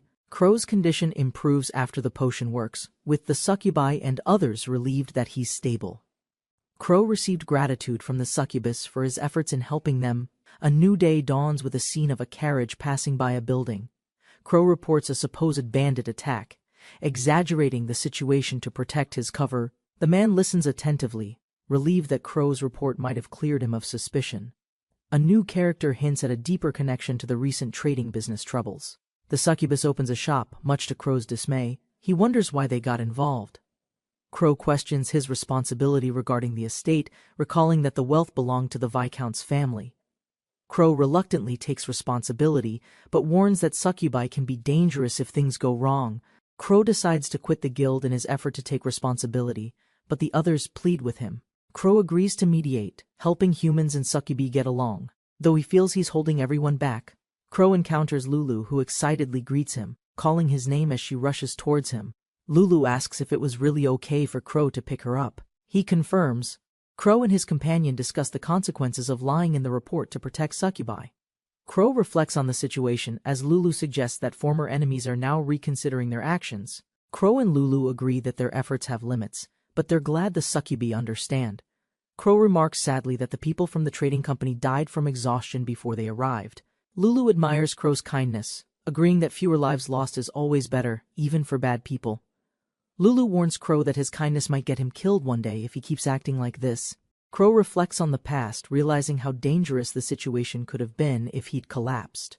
Crow trusts the succubi to help, but knows there's magic in this world, which changes everything. Crow discusses the power of magic potions, which can heal wounds and even reverse death instantly. Lulu warns Crow that his reckless selflessness puts him too close to death, which concerns her. Crow confidently walks away, knowing the cost of what he's doing. Lulu watches in silence. A man in charge asks Crow to continue leading the guild, despite the risks involved. The man presents a formal request to remove Crow as guild leader, signaling a serious challenge. A succubus delivery arrives, and the girls excitedly hand over the complete set of beauty products.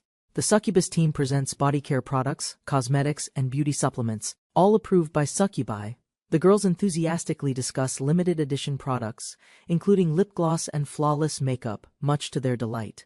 Huey receives thanks from the girls, who express their joy about becoming adventurers with her help. As Huey encourages them, they ask about Crow, curious about his whereabouts and eager to meet him. Crow is absent, attending a meeting with the Alliance, while the others are out on quests. The succubus girls excitedly talk about how Crow will be amazed by their stunning new looks. The girls eagerly discuss their beauty transformations and tease Lulu about her feelings toward Crow. Huey receives compliments for being a sweet girl, and she offers to make tea for everyone. An emergency interrupts the moment as Lulu urgently calls everyone's attention about Crow's situation. A succubus rushes to warn the guild about an urgent situation involving Crow. Something serious occurred. The girl reveals that Crow wasn't with them at the Alliance, and an emergency has unfolded. The guild members react with concern, fearing that something terrible has happened to Lord Crow.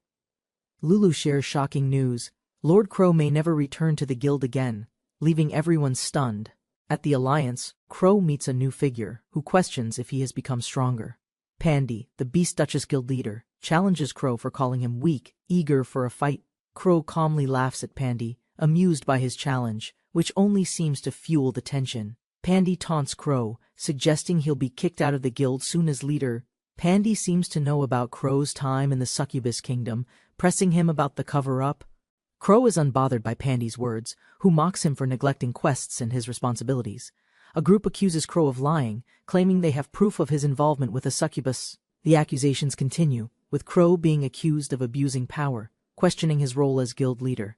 Pandy, mocking Crow, calls him a disgrace, suggesting he shouldn't lead an adventurer guild like this. Celis, the leader of the Rose Guild, interrupts, warning Pandy to stop insulting Crow or face consequences. Celis defends Crow, but Pandy dismisses her, claiming Crow is a fool and ignoring quests. Crow's mentor, Celis, praises his progress and teases him about his recent adventures in Zeus. While riding a dragon, Celis catches up with Crow and mentions the Red Rose Guild.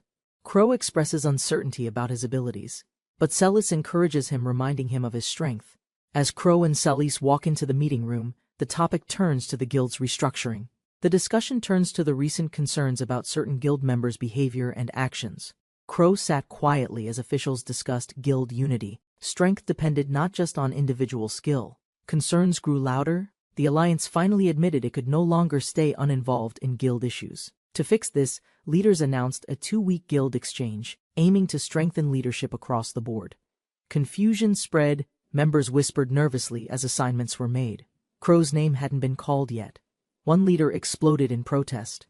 Crow stayed silent, watching tensions rise over support for weaker guilds. While others argued heatedly, Crow quietly sipped tea. The plan aimed to reduce future losses. Suddenly, accusations flew. Crow's past as a rejected adventurer made him an easy target. Critics mocked his success. They believed Crow only rose thanks to his team's overwhelming strength. Doubts spread. No one had truly seen Crow fight. His silence only added suspicion. Before things worsened, a calm voice spoke.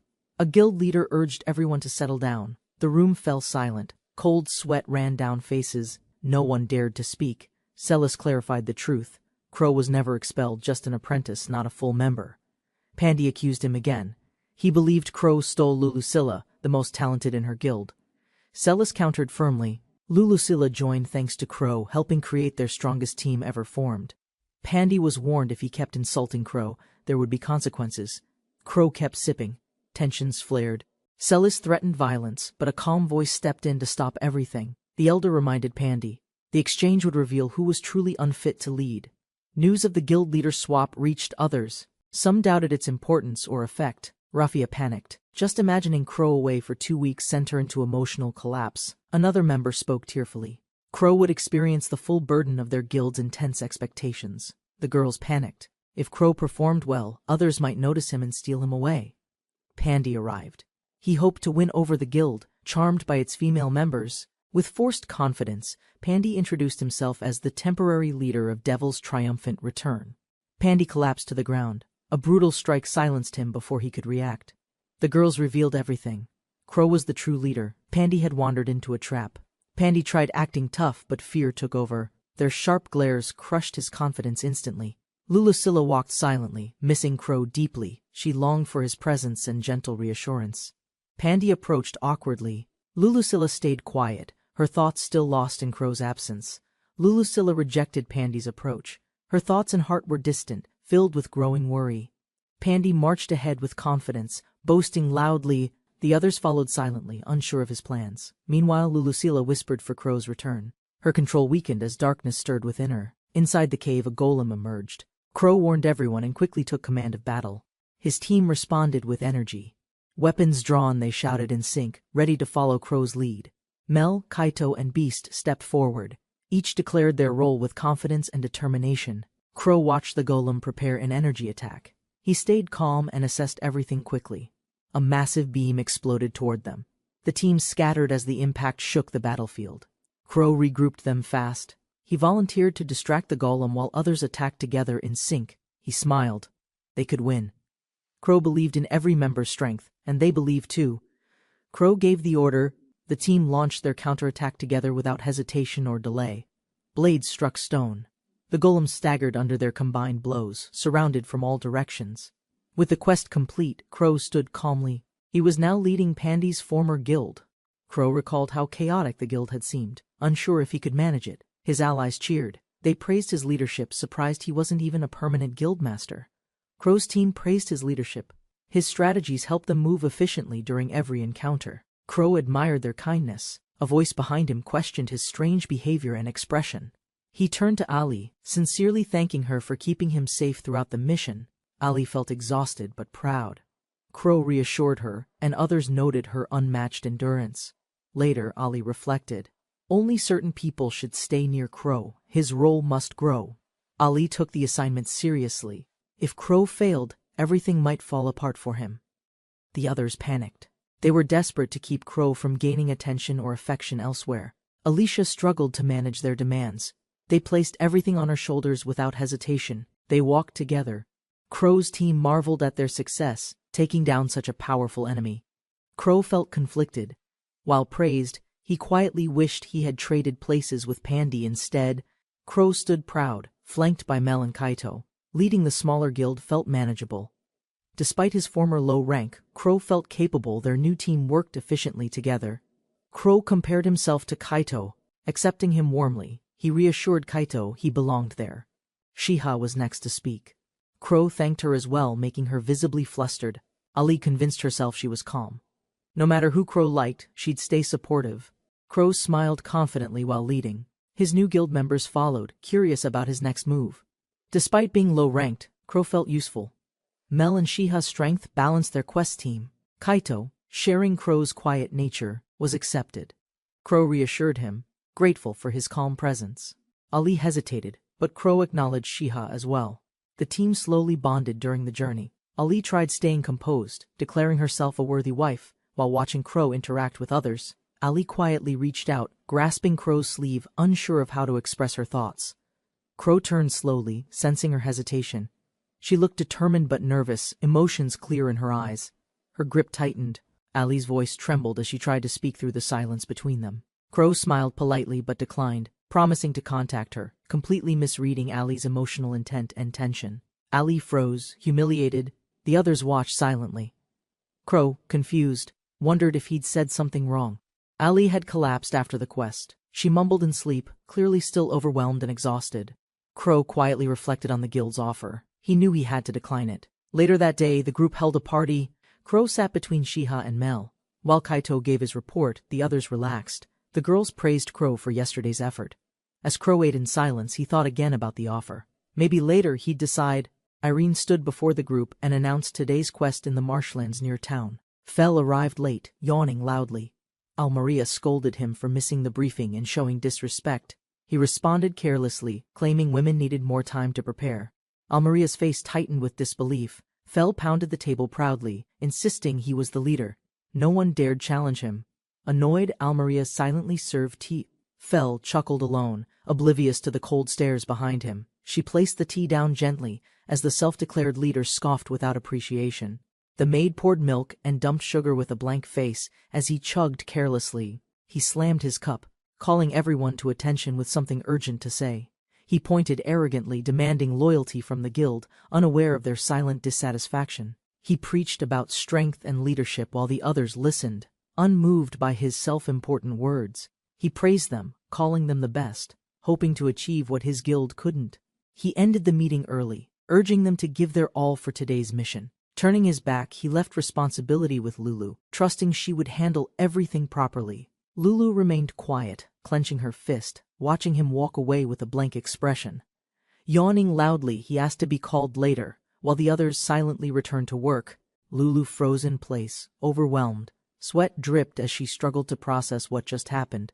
Unable to endure the pressure any longer, Lulu collapsed on the bed and shouted in frustration. Almaria quickly rushed over. The others watched silently, sensing Lulu's mental state had reached a limit. Despite her frustration, Lulu knew Crow's future depended on cooperation. They couldn't risk damaging his standing. The maid calmly reminded them, angering the temporary leader might hurt Crow-sama. Everyone grew quiet. Fel stood calm, pulling a tiny magical device from her apron as others stared. She explained it recorded Crow's meeting. The girls gasped, shocked she'd been spying silently throughout. One protested it was illegal. Fel turned slowly, unsure how to justify her bold actions. Despite concerns, they agreed to investigate. Sadly, Crow's voice couldn't be captured on the device. With tension rising, Fel placed the device down. Together, they began playback, bracing for truth.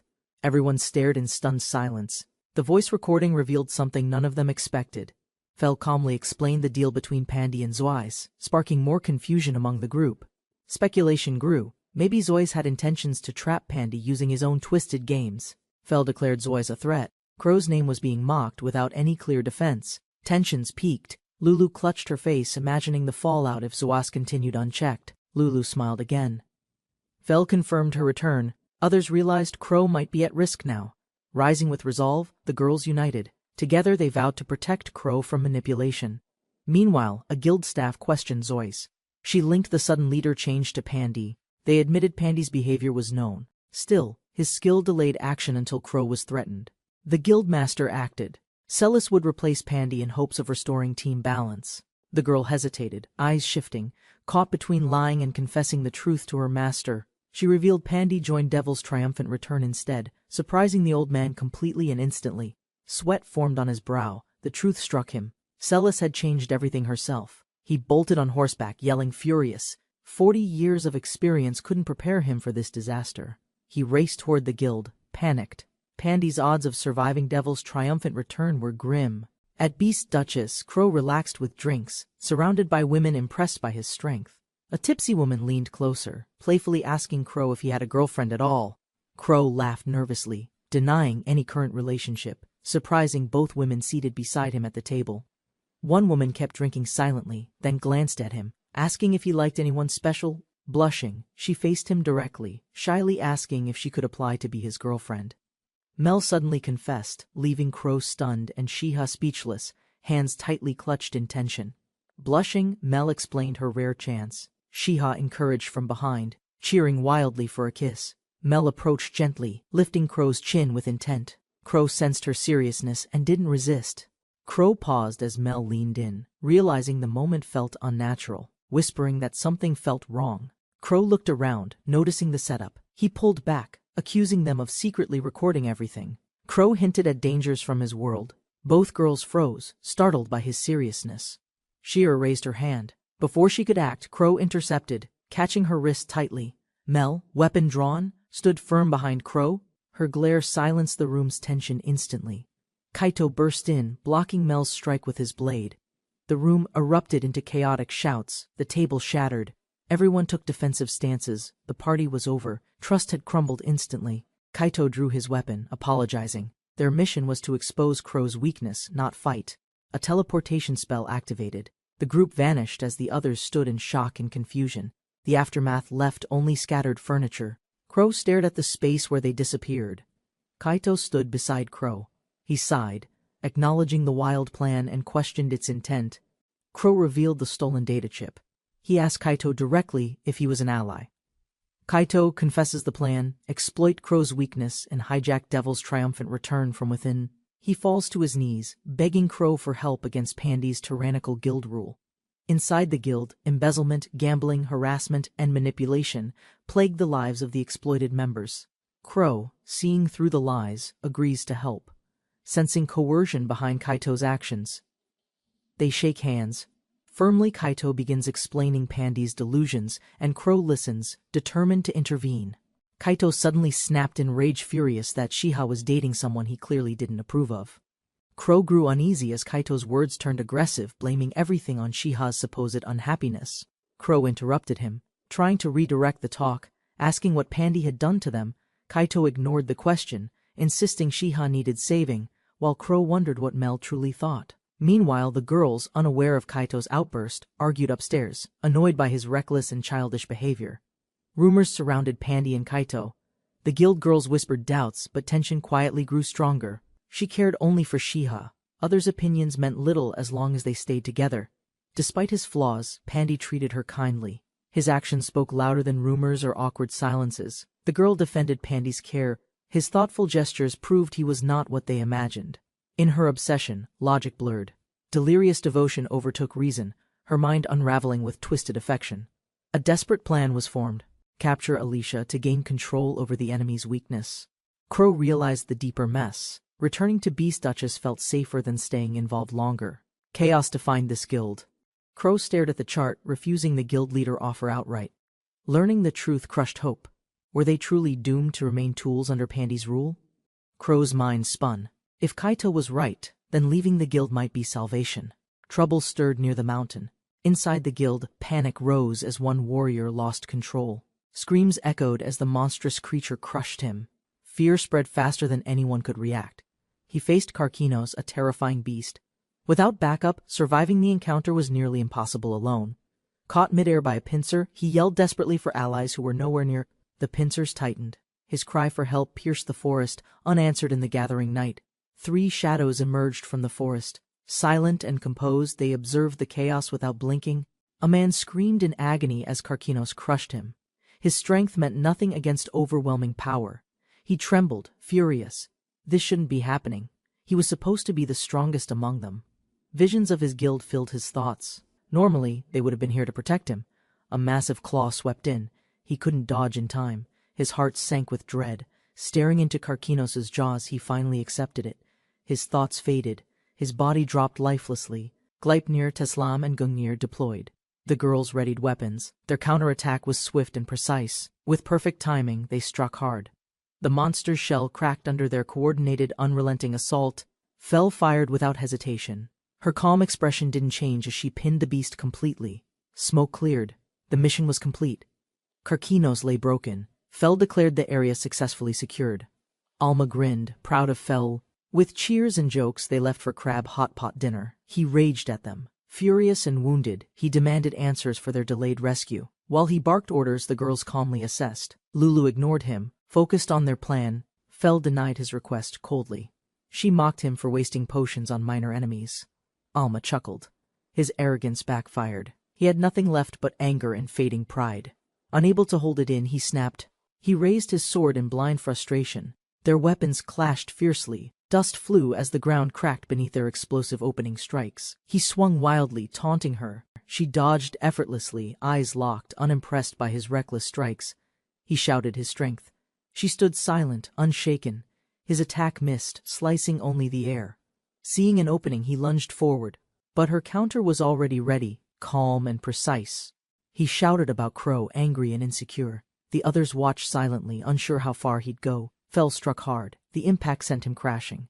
The fight's outcome was now obvious. Before he could rise again, Alma stepped in fast, her pistol aimed without hesitation. Fel spoke coldly. She aimed for joints and nerves, proving brute strength alone meant nothing. Surrounded and defeated, he questioned everything. Fel's judgment cut deeper than any wound he received. She lowered her gun.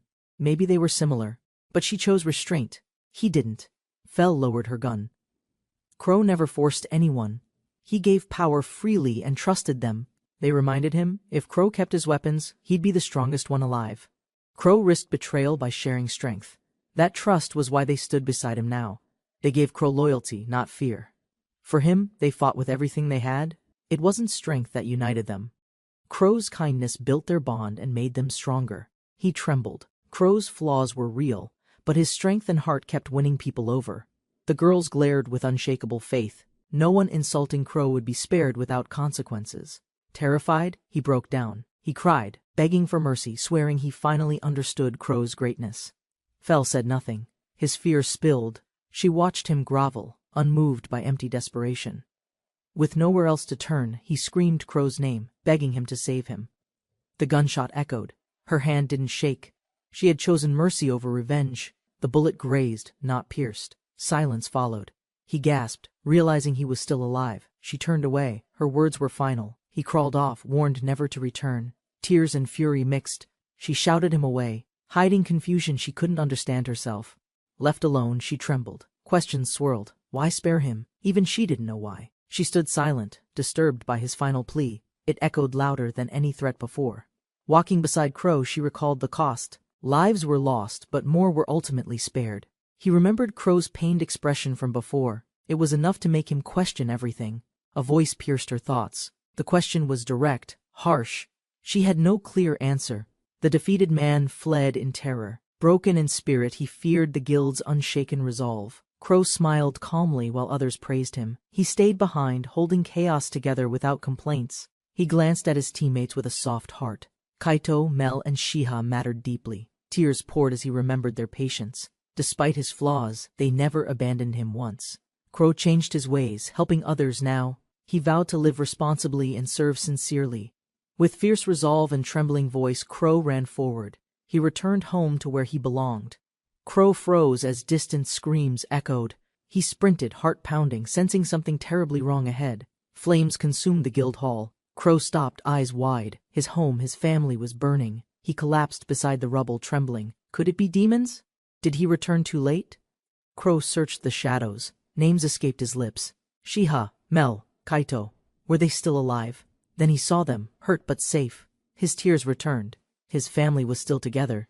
Tears streamed down Shiha's face. She apologized for failing. The plan hadn't gone as intended. Pandy pulled everyone close, hugging tightly. Mistakes were made, but their bond remained unshaken and whole. Survivors embraced each other warmly. Despite the loss, having everyone alive was more than enough. Crow glanced around the scene. Calm returned slowly. The team seemed okay, spirits starting to lift. Crow sighed after hearing the truth. Arson or not, at least the threat was gone. Ali struggled to recall the moment. Her doubts about the guild leader quietly returned. Together they stood before the burning building. Despite the flames, the bond between them remained. Crow reassured her gently. He wouldn't leave. No matter what, this team was everything.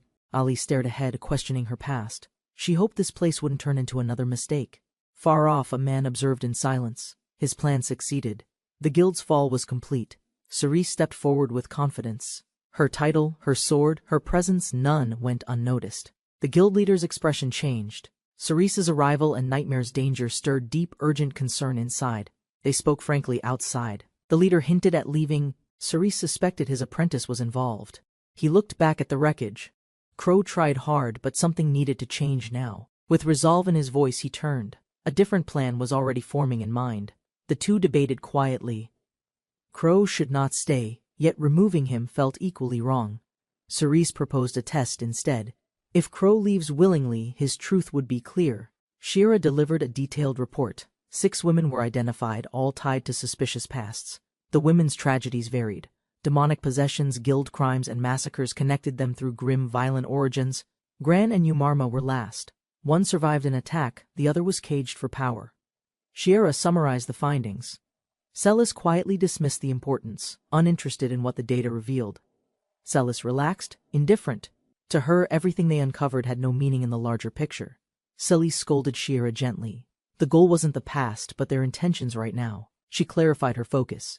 Present behavior mattered most. Shira stood still, awaiting the real question. Celis leaned forward. What she really wanted to know was who liked Crow romantically. Shira hesitated, then answered honestly. No romantic ties confirmed, not even a kiss was shared. Celis laughed with relief. No rivals, no drama. Crow was still completely unattached and safe.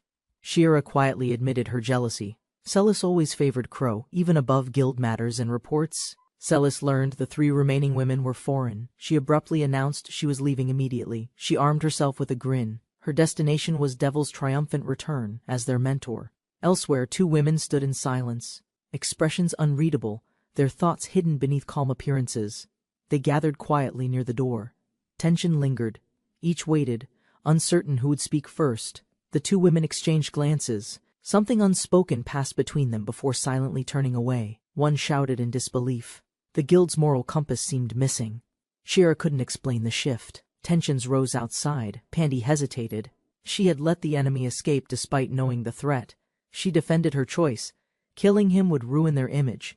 His lesson seemed learned already. But doubt remained. Ignoring danger now would only allow it to grow stronger and worse. She lowered her gaze. Disappointed and firm, her words struck deeper than she expected them to. Lulusilla defended her stance. It wasn't favoritism, it was her duty as guild sub-leader. But doubt lingered. Was fear of rejection driving her? Did she question Crow's trust?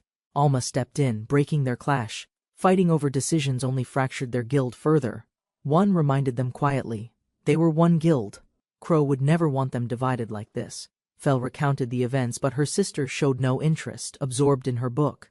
Despite Fel's frustration, her sister teased her, confident the old bonds would mend with time. Meanwhile, preparations were underway. Someone methodically cleaned a weapon, expecting tension to soon dissolve. Alone, Fel questioned her decision. She doubted herself, unsure if it aligned with Crow's values. She reaffirmed her choice, believing it was best even if Fel could not understand now. She remembered Crow's warning. If discord spread, the guild might shatter beyond repair. Fel quietly chopped vegetables, yet her silence was heavier than the knives beside her. As Alma observed, unease grew. Something about Lulusilla's behavior had clearly shifted since earlier. Lulusilla's uncertainty could shake the guild's base. Her steady resolve was the team's foundation. Alma tightened her grip. She had to confront Lulusilla before everything fell apart completely. They stood frozen, weapons drawn, yet both realized what mattered most was their friendship. Lulusilla walked away slowly, worried her actions had hurt someone she cared about too deeply. Crow carefully bought 2 fresh apple pies using saved coin, planning a thoughtful surprise delivery. He left the shop with a calm smile, grateful for Hole's and Garuga's help. They chatted casually during the walk, discussing how the gift might cheer up the entire guild. Crow spoke earnestly, explaining their loyalty deserved this gesture since they maintained order during his absence. While the others celebrated, Crow silently hoped his farewell would leave no regret in anyone's heart. Crow paused mid-step, hearing shouting nearby. He turned, noticing a frightened child in chains. The child's voice cracked with fear. Crow watched quietly, gauging the crowd and the guards' movements. As the girl struggled, Crow stepped forward. Holes and Garuga followed with determined, steady expressions. Crow assessed the law calmly. They couldn't act carelessly. They needed a clean, legal solution. With a plan forming, Crow gave the signal. His men nodded, ready to act smart. The hooded girl sprinted across rooftops, evading capture. Behind her, angry shouts echoed through streets. Greedy men gave chase, shouting about her value. She kept running, eyes sharp with fear. Garuga tripped one pursuer with ease. The girl glanced back, her hopes slowly starting to rise. The others collided in panic. One yelled to handle it himself, pushing past the chaos. Their shouting turned clumsy. Another fell flat. The girl watched, heart racing, unsure whether to trust. Garuga stared in disbelief, holding the ruined pies. His expression turned serious, demanding compensation immediately. He shouted furiously, listing everything lost. The attacker trembled, overwhelmed by Garuga's loud, unfiltered frustration. Crow stepped in calmly, declaring things handled. He suggested escaping quietly while Garuga kept distracting them. Inside a barrel, the girl nibbled pie. Crow noticed her ears. A beastkin, clearly young. The girl shyly offered a bite. Crow smiled. She had never tasted anything this sweet before. Crow returned home quietly. The others gathered around, confused about the little girl he rescued. She hesitated, then answered softly. Her name was Yu. The group tried pronouncing it correctly. A maid led her away. Yu followed cheerfully while the others stood there, processing everything. Garuga looked concerned. He approached Crow, saying there was something important about that girl's background. In the bath, the truth emerged. Yu was likely a princess from the Beastkin nation. Garuga confirmed the silver hair marked her heritage. She carried a royal trait without knowing. They discussed the danger. A captured princess meant disaster. Returning her safely became the priority. Yu finished bathing, unaware of the talk. The group hesitated, knowing questions still needed asking. Elva suggested Crow speak with her directly. The situation required clarity before deciding her fate. Yu bowed in apology. Crow responded sincerely, thankful for her safety and understanding the way ahead. Yu introduced herself formally. She thanked the group and revealed her title without hesitation or pride. She expressed gratitude for the clothes. The girls around her reacted with amazement and curiosity. Someone asked if she tried hiding it. Yu replied honestly, saying the truth was obvious. She explained her mission. Crow listened carefully, realizing she was seeking help for something dangerous. Crow extended his hand. He agreed to assist, treating her request with full respect. Yu looked at them with serious eyes. She asked to be taken far away. The truth came out. A succession war loomed, and Yu was caught in it. Crow gathered with allies, confused as Garuga hinted at a plan to take someone away. Yu explained the Beastkin tradition. The strongest wins the throne and marries the king's daughter. The ritual ensured strong heirs, but Yu ran to escape being treated like a prize. Garuga asked for help, knowing Crow sheltered two Beastkin and wouldn't ignore their situation now. Crow hesitated at first, realizing aiding Yu meant defying kingdoms, risking war, and calling it asylum. Garuga explained the plan's conditions. Crow listened nervously, realizing their teamwork would be essential. Yuma smiled brightly and reassured Yu. She believed her brother Crow would never let her down. Yu remembered Crow's past help. Despite concerns, she trusted him more than anyone in the room. Yuma shouted their solution. If Crow won the tournament, Yu's freedom could finally be secured. Garuga and Horus agreed instantly. Crow's allies were ready to fight alongside him without hesitation. Crow questioned their loyalty. Garuga and Horus dismissed the past, focused only on the mission. They shouted their resolve. If Crow became king, they believed every risk would be worth it. Crow stared blankly. The situation had spiraled far beyond his control, and momentum kept building. Dreams of food and fame fueled Garuga and Horus as they imagined Crow's royal future. Yu looked stunned. If Crow became king, she'd marry him. The group prepared to leave. She quickly shut down the marriage topic, clapping her hands to redirect the group's focus. Crow revised the plan. Before anything else, they had to rescue Yu and cancel everything. Everyone confirmed their agreement. Their mission was clear and united.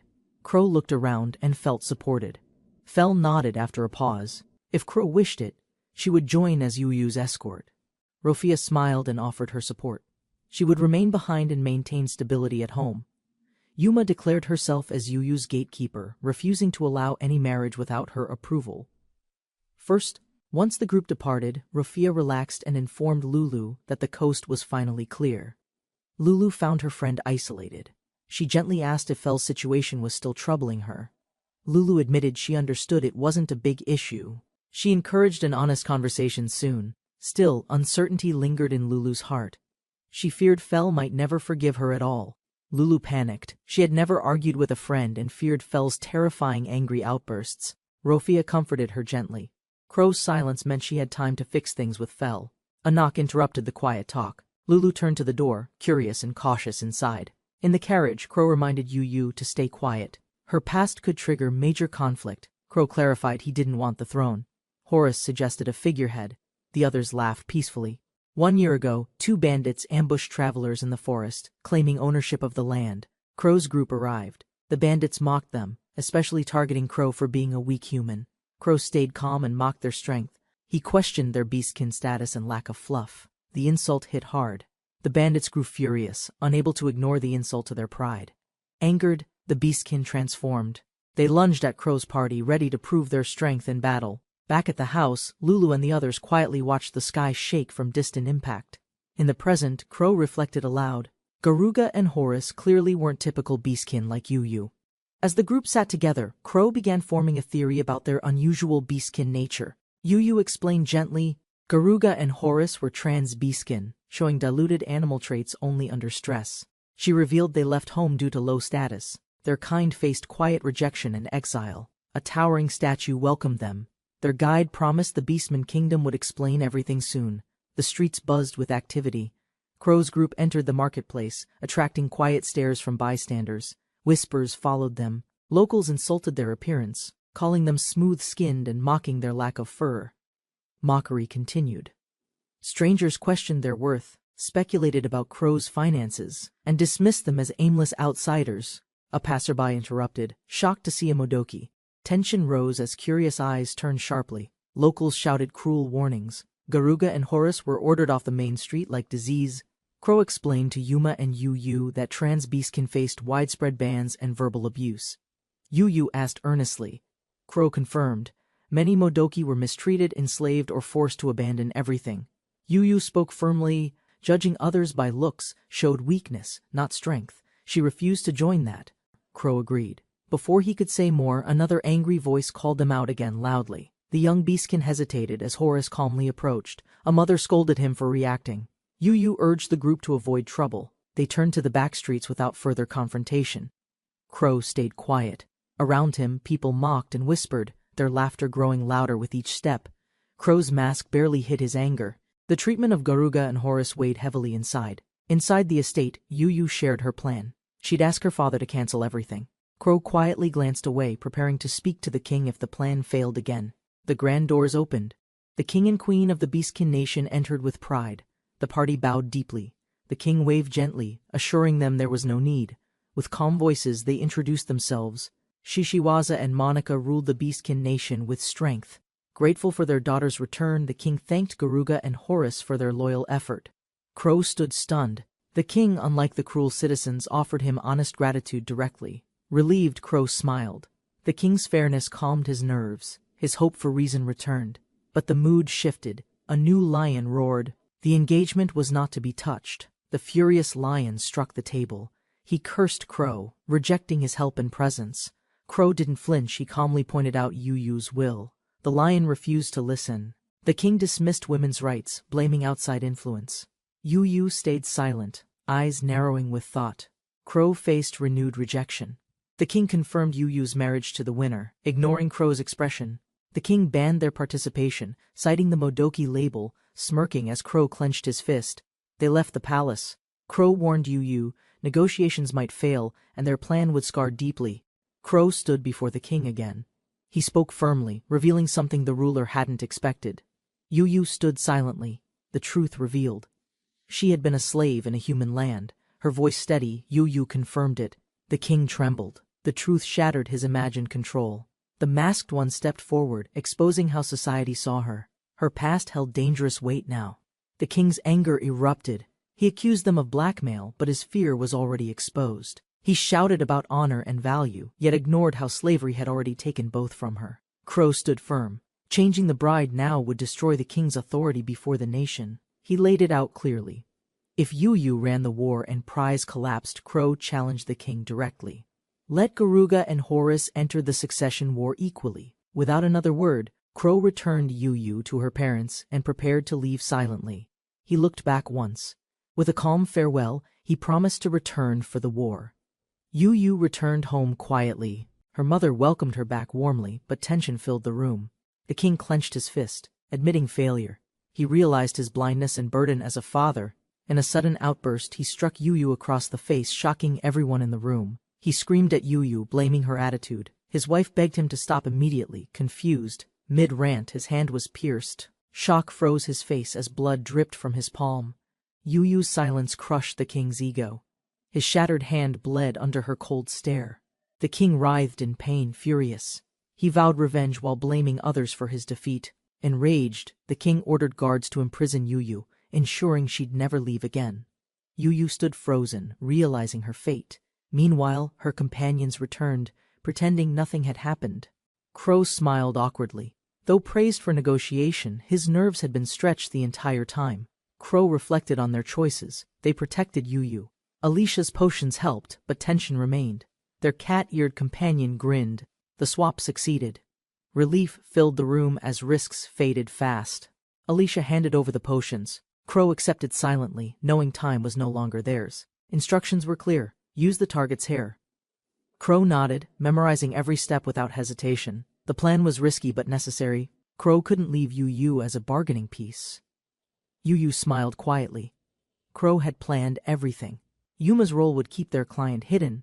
While Yu worried for Yuma's safety, Yuma feasted in confinement, totally relaxed and comfortable. Crow and his group arrived at the gates, surprised to hear familiar voices calling Horace. Millie, an avian beaskin, greeted Horace with sharp eyes and stories from their tangled past. She accused Horace of abandoning her after their engagement, claiming betrayal and heartbreak with flair.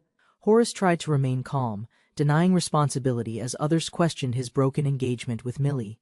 He revealed her affair with Delga, but Millie shouted back, deflecting blame with loud frustration. Millie confronts Horace with a smile, asking if he's entering the succession war as well. Garga is shocked to hear his brother Delga, the wolf tribe's strongest, is participating too. Horace and Garga remember Delga's strength. He once exiled them, leaving behind bitter memories. Millie smirks confidently, declaring herself future queen. She mocks their chances of reaching the finals. As Millie leaves, Yu watches Crow in silence, unsure of his next move. In the waiting room, chaos erupted as contestants bragged about becoming king and marrying Yu. Garga and Horace noticed Crow's rising anger, sensing it wasn't just about the war. Despite not wanting revenge, they couldn't ignore Crow's emotions and the chance he gave them. With determination, Horace and Garga agreed to fight and correct the kingdom's wrongs together. The battle royale began across 25 blocks, each with 20 warriors vying for victory. The tournament rules were brutal. Death held no penalty. Yu and allies stayed silent, tense. Behind the scenes, their enemies plotted. Bribed warriors waited to ambush one target Mopoki. The match began. The announcer roared. Their foe laughed confidently, certain of Mopoki's quick defeat. Horace calmly drew his bow. With steady breath, he whispered the technique, fail not, 20-shot barrage. In an instant, arrows tore through the ambushers. Shocked cries filled the air. Horace stood tall. The lion's eyes widened in disbelief as the Modoki effortlessly erased the opposition with precision. The arena fell silent. Horace stood victorious, his enemies defeated before raising a single defense. The lion growled in panic, now demanding Garga's fate. A fist answered with quiet certainty. Garga crashed through the enemy lines, his strength undeniable. One strike decided the match instantly. Together, Horace and Garga stood tall. Mocked once, they now faced the finals undeterred. The Beastkin leader trembled, shocked by the Modoki's strength shown so far in the tournament. Delga roared in victory, standing atop fallen warriors, proving why he's feared across the land. Crowds chanted Delga's name. Horace and Garga silently stared, their expressions unreadable but steady. Despite the celebration, Delga's sinister grin signaled more to come. The others cheered, blind to danger. A sudden strike from the boar warrior interrupted. Delga turned, eyes narrowing. The fight continued. Delga hurled his opponent into the air with a flick, silencing the entire arena instantly. Beastkin nobles praised Delga's strength, believing the Modoki duo would fall without much resistance. A princess named Monica grew wary, sensing the Modoki's true strength wasn't mere coincidence or luck. The nobles assumed the weapons were the source of strength, planning to separate the duo from them. Confident in their control, the overseer vowed to expose the Modoki's weakness through manipulation and sabotage.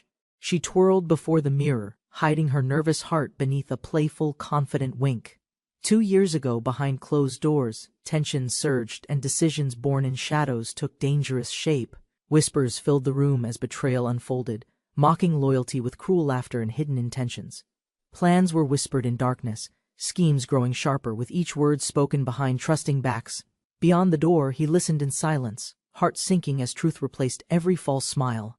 Behind the cracked door, Horace witnessed a betrayal wrapped in silence he could never forget. Standing firm, Galga challenged him with a smug grin, confident in cruel inherited strength.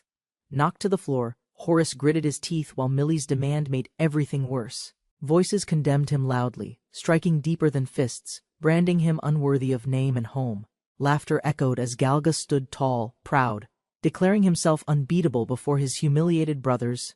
Crowds shouted Delga's name as Horace and his brother returned, quiet but determined inside. Galga greeted them with sharp teeth and cold words, eyes filled with mocking disdain. He scoffed at their presence, ridiculing their efforts, laughing at memories of past defeat. To him, their growth was worthless, a weakling's fantasy masked by cheap borrowed power. But Horace stood firm, declaring their mission followed their master's orders, not selfish revenge. Galga called it mercy, claiming exile saved them, ignoring the pain he'd left behind. With smug arrogance, Galga laughed off their anger and vowed to crush them at finals. A sudden announcement interrupted him, a royal message arriving that none had expected. A formal review revealed potential violations regarding weapons used by Horace and Galga earlier. Both weapons were traced to human crafters, stirring tension across the beastkin-filled audience stands. The crowd turned angry, shouting accusations as Horace and Loran stood silently on stage. Yu protested the ruling, insisting no rules existed, but the decision was already finalized. A new penalty declared Horace and Galga would fight in finals without using weapons. Yu trembled with worry, questioning how they could win against Delga now, weaponless and pressured. Inside the castle, concerns about Yu's presence rose, but the king dismissed fears of escape. Yu sat confined, unaware of rule changes, while officials discussed her past and fears. The king planned to crush her hope, forcing her to witness defeat without escape. Just as he prepared her release, something unexpected disrupted his carefully arranged timing. A maid appeared calmly, catching their attention as Yu recognized her with a shocked voice. With a gentle smile, she entered the room, acting polite but carrying unknown intent. The guards froze in confusion as the maid calmly declared Yu was her rightful client. She explained Yu's mistreatment would stain their master's honor, then pointed silently at the window. They were stunned. No one should have entered from that height, but she clearly had. He growled, accusing her of using tricks, comparing her to the so-called knockoff fighters. The maid's calm reply hinted at deeper knowledge. She questioned his motive for hiding weapons. The king accused her of scheming, convinced she wanted to use Yu as leverage. He rejected negotiation, claiming the war's momentum was irreversible with no room for compromise. The maid clarified calmly. She came not to bargain, but to deliver a warning. With a gentle smile, she urged them to finish the fight regardless of outcome. Mocking laughter followed, as they misinterpreted her words as a desperate plan to cheat. They insulted her and her master, mocking her actions as cowardly and disgraceful schemes. Their laughter grew louder, denying any threat, until a low creak shifted their attention sharply. Gripping the bars tightly, she spoke firmly, demanding respect for Lord Crow's name and cause.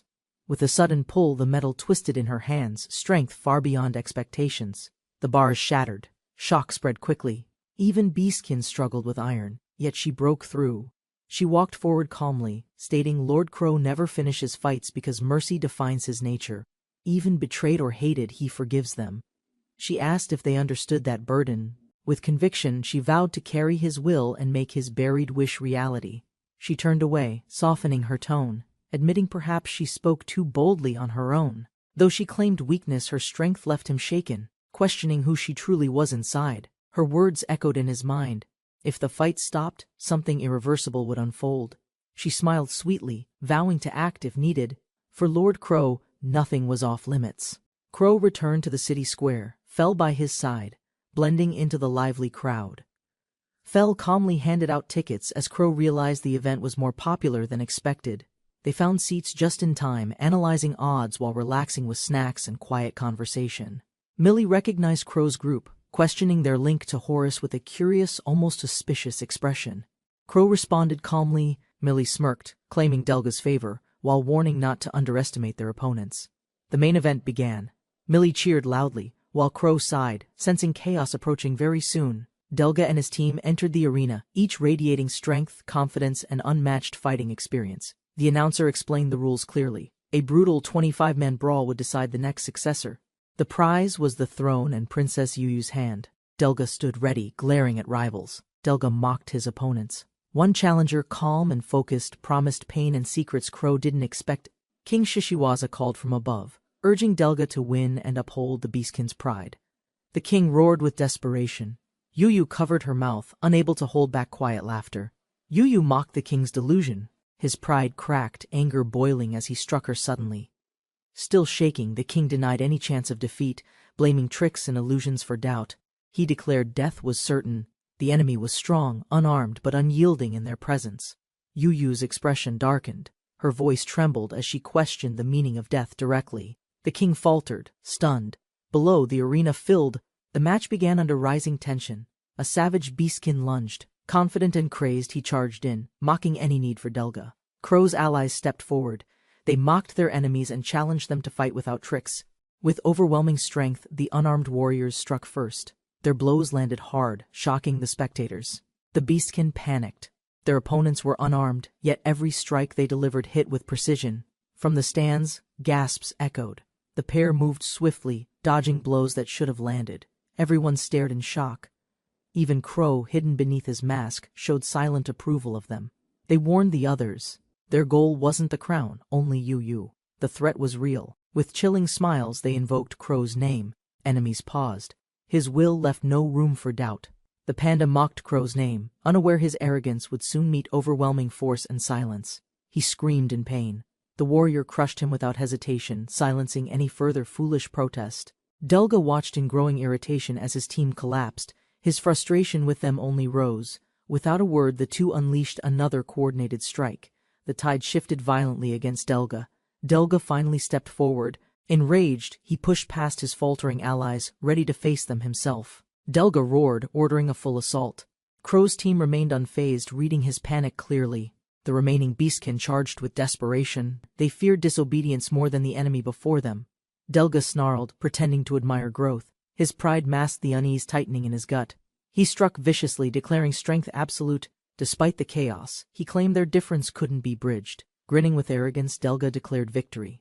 Yuyu froze, realizing he now aimed to claim her. The chameleon stepped forward, questioning Delga's awareness. Something crucial had clearly slipped his notice. With a calm voice, he pointed it out. Delga's arm was completely severed. Delga screamed in agony.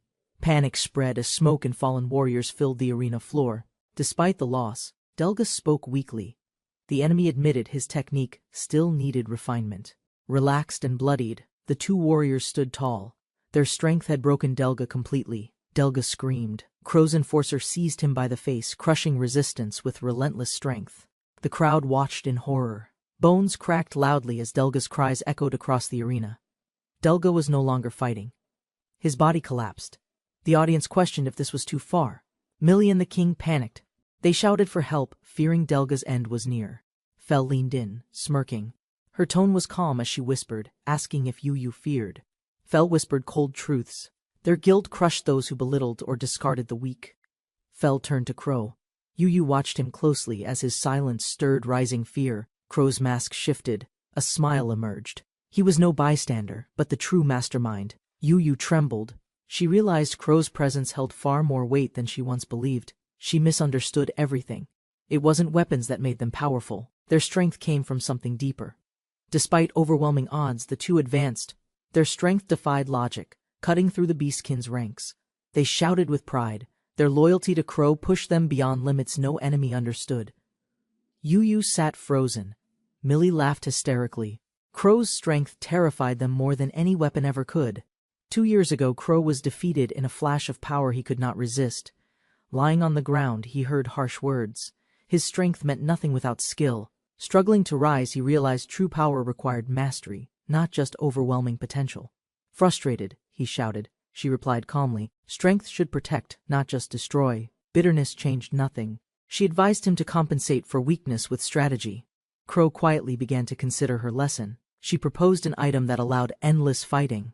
Crow stared, confused by her words. Surprised by her excitement, Crow asked again. She grinned, explaining infinite training was now possible. She unsheathed her sword and smiled. Pain was the lesson. Intent to kill followed. Crow screamed. His body broke. His mind panicked as her sword struck without hesitation. Blood soaked the ground. From that pain, the ring of resurrection was born and sealed. Crow collapsed as Silas embraced him tightly. He was alive. She wept from relief. With the ring's limit of 1 resurrection, Crow trained, fought beasts, and endured fatal blows. Though Crow died often, the ring revived him. He kept growing stronger with each return. Crow later offered the ring to Lulu, explaining its power calmly despite her shocked face. Overwhelmed by emotion, Lulu cried. Crow's growth and kindness made her heart burst with happiness. Crow gently placed a ring on Fell's finger, catching her completely by surprise. Fell, and Lulu looked shocked. Crow calmly assured them everything had already been prepared. With a smile, Crow revealed he made resurrection rings for everyone in the growing guild. Crow declared his dream, to make Demon's Triumphal Return the strongest, most reliable guild ever. Rather than keep it himself, Crow believed sharing resurrection rings empowered their unity and survival. 3 months ago, a critical event occurred that brought them unexpected recognition and global attention. 9 members stood over the massive beast, victorious. Without Crow's help or leadership present, they had defeated Baumhot, the Calamity Dragon, a monster feared for its unmatched power and devastation. The team gathered, shocked by the win, realizing how far they'd come as fighters. Crow watched proudly, acknowledging their growth, impressed they had mastered weapons he once forged with care. Everyone unexpectedly burst into laughter, their shoulders shaking, as Crow stood frozen in confused silence. Crow asked what was funny, still clueless. A girl stepped forward, gently lifting her skirt. Smiling proudly, she explained that Crow had taught them how to grow stronger through resurrection. Crow blinked rapidly as the truth sank in. He stared at the ring on hand. The girls shared their gratitude, thanking Crow's strategy for endless growth through death and revival farming. Everyone suddenly laughed, covering their faces. Crow stood confused, unsure what was going on. Crow asked what was funny, only to see someone slowly raise their hand with a smile. Lulu reminded him he taught them to fight, grow stronger, and keep resurrecting through hardship. Crow looked shocked as he noticed rings on their hands. He never expected this outcome. They explained how Crow's idea helped them level up, thanking him sincerely for their strength. A voice echoed to Crow, urging him to accept the truth standing before him. The stranger praised Crow's endurance, calling him a leader who finally deserved his rightful reward. They stood apart, yet united by past suffering, told to enjoy power however they pleased. With conviction, the stranger declared they deserved it, calling him Lord Crow without hesitation or doubt. Crow's old tormentor appeared bloodied. His guild had acted swiftly, punishing anyone threatening their master. Crow looked around the ruined classroom, stunned by the bodies. He whispered, questioning his power. The smiling figure confirmed it. The strongest force was now Crow's to command without limits. Surrounded by shadows, Crow was asked how to punish everyone who ignored or wronged him. Voices echoed around him, demanding orders. Each figure waited patiently for Crow's final decision. Crow slowly smiled, hand trembling. At last he asked himself what he truly desired. Crow gasped as her voice reached him. He blinked, mind torn from the abyss. Crow looked up, dazed, meeting Yuyu's frantic eyes as reality returned all at once. Yuyu asked if he was okay, but Crow struggled to grasp what okay meant anymore. Behind them, 2 warriors stood atop fallen enemies, their presence igniting tension in the room. Crow turned and stared, seeing raw strength and guilt on faces that once showed cruelty. Asked if it was revenge, the beast answered calmly, no longer angry, just painfully indifferent. Fell spoke coldly. The man's insult toward their master's weapons could not be forgiven. The crowd trembled as Fell's strike landed. Everyone understood this wasn't just personal, it was punishment. Fell wiped the blood off calmly. For a moment, revenge had never felt so clear. Even Galga and Horus, watching nearby, shared the same twisted satisfaction from exacting brutal justice. Crow stared silently. Amid the violence, a strange honesty surfaced. He too wanted this outcome. Crow spoke calmly, regret lingering in his voice. He never wanted things to end violently. Galga and Horus charged with a roar, eyes burning, fists aimed to crush Crow instantly.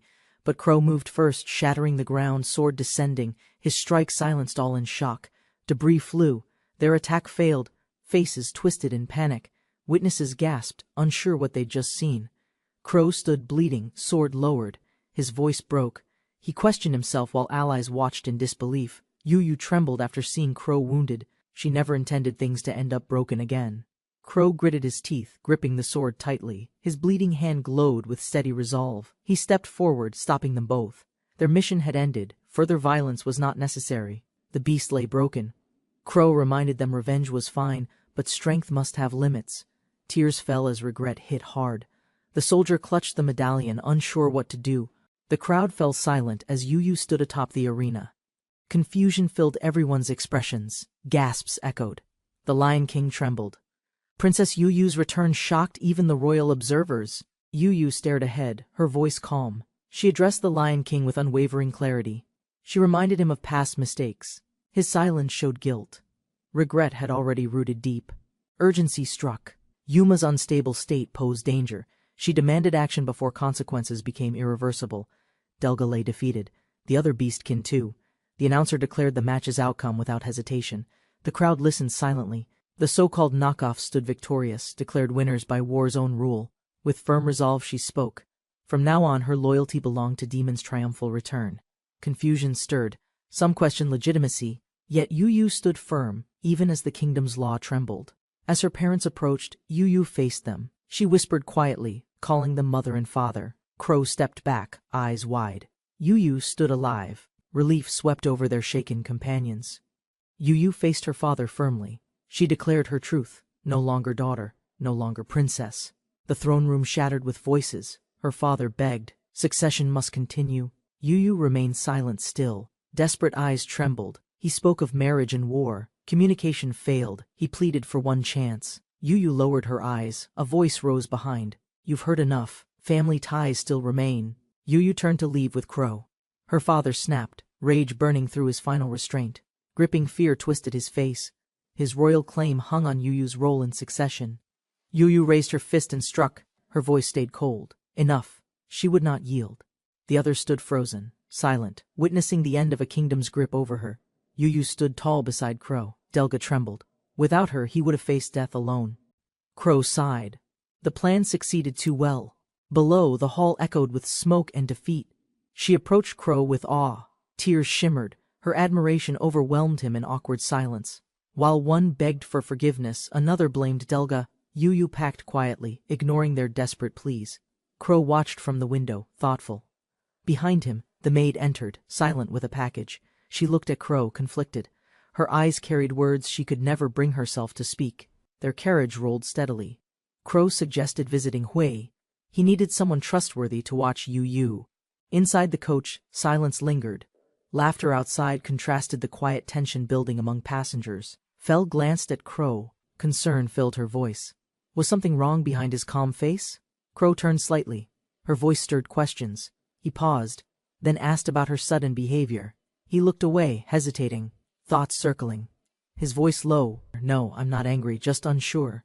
Crow reassured Fel. She did nothing wrong. But something deeper haunted him about the guild.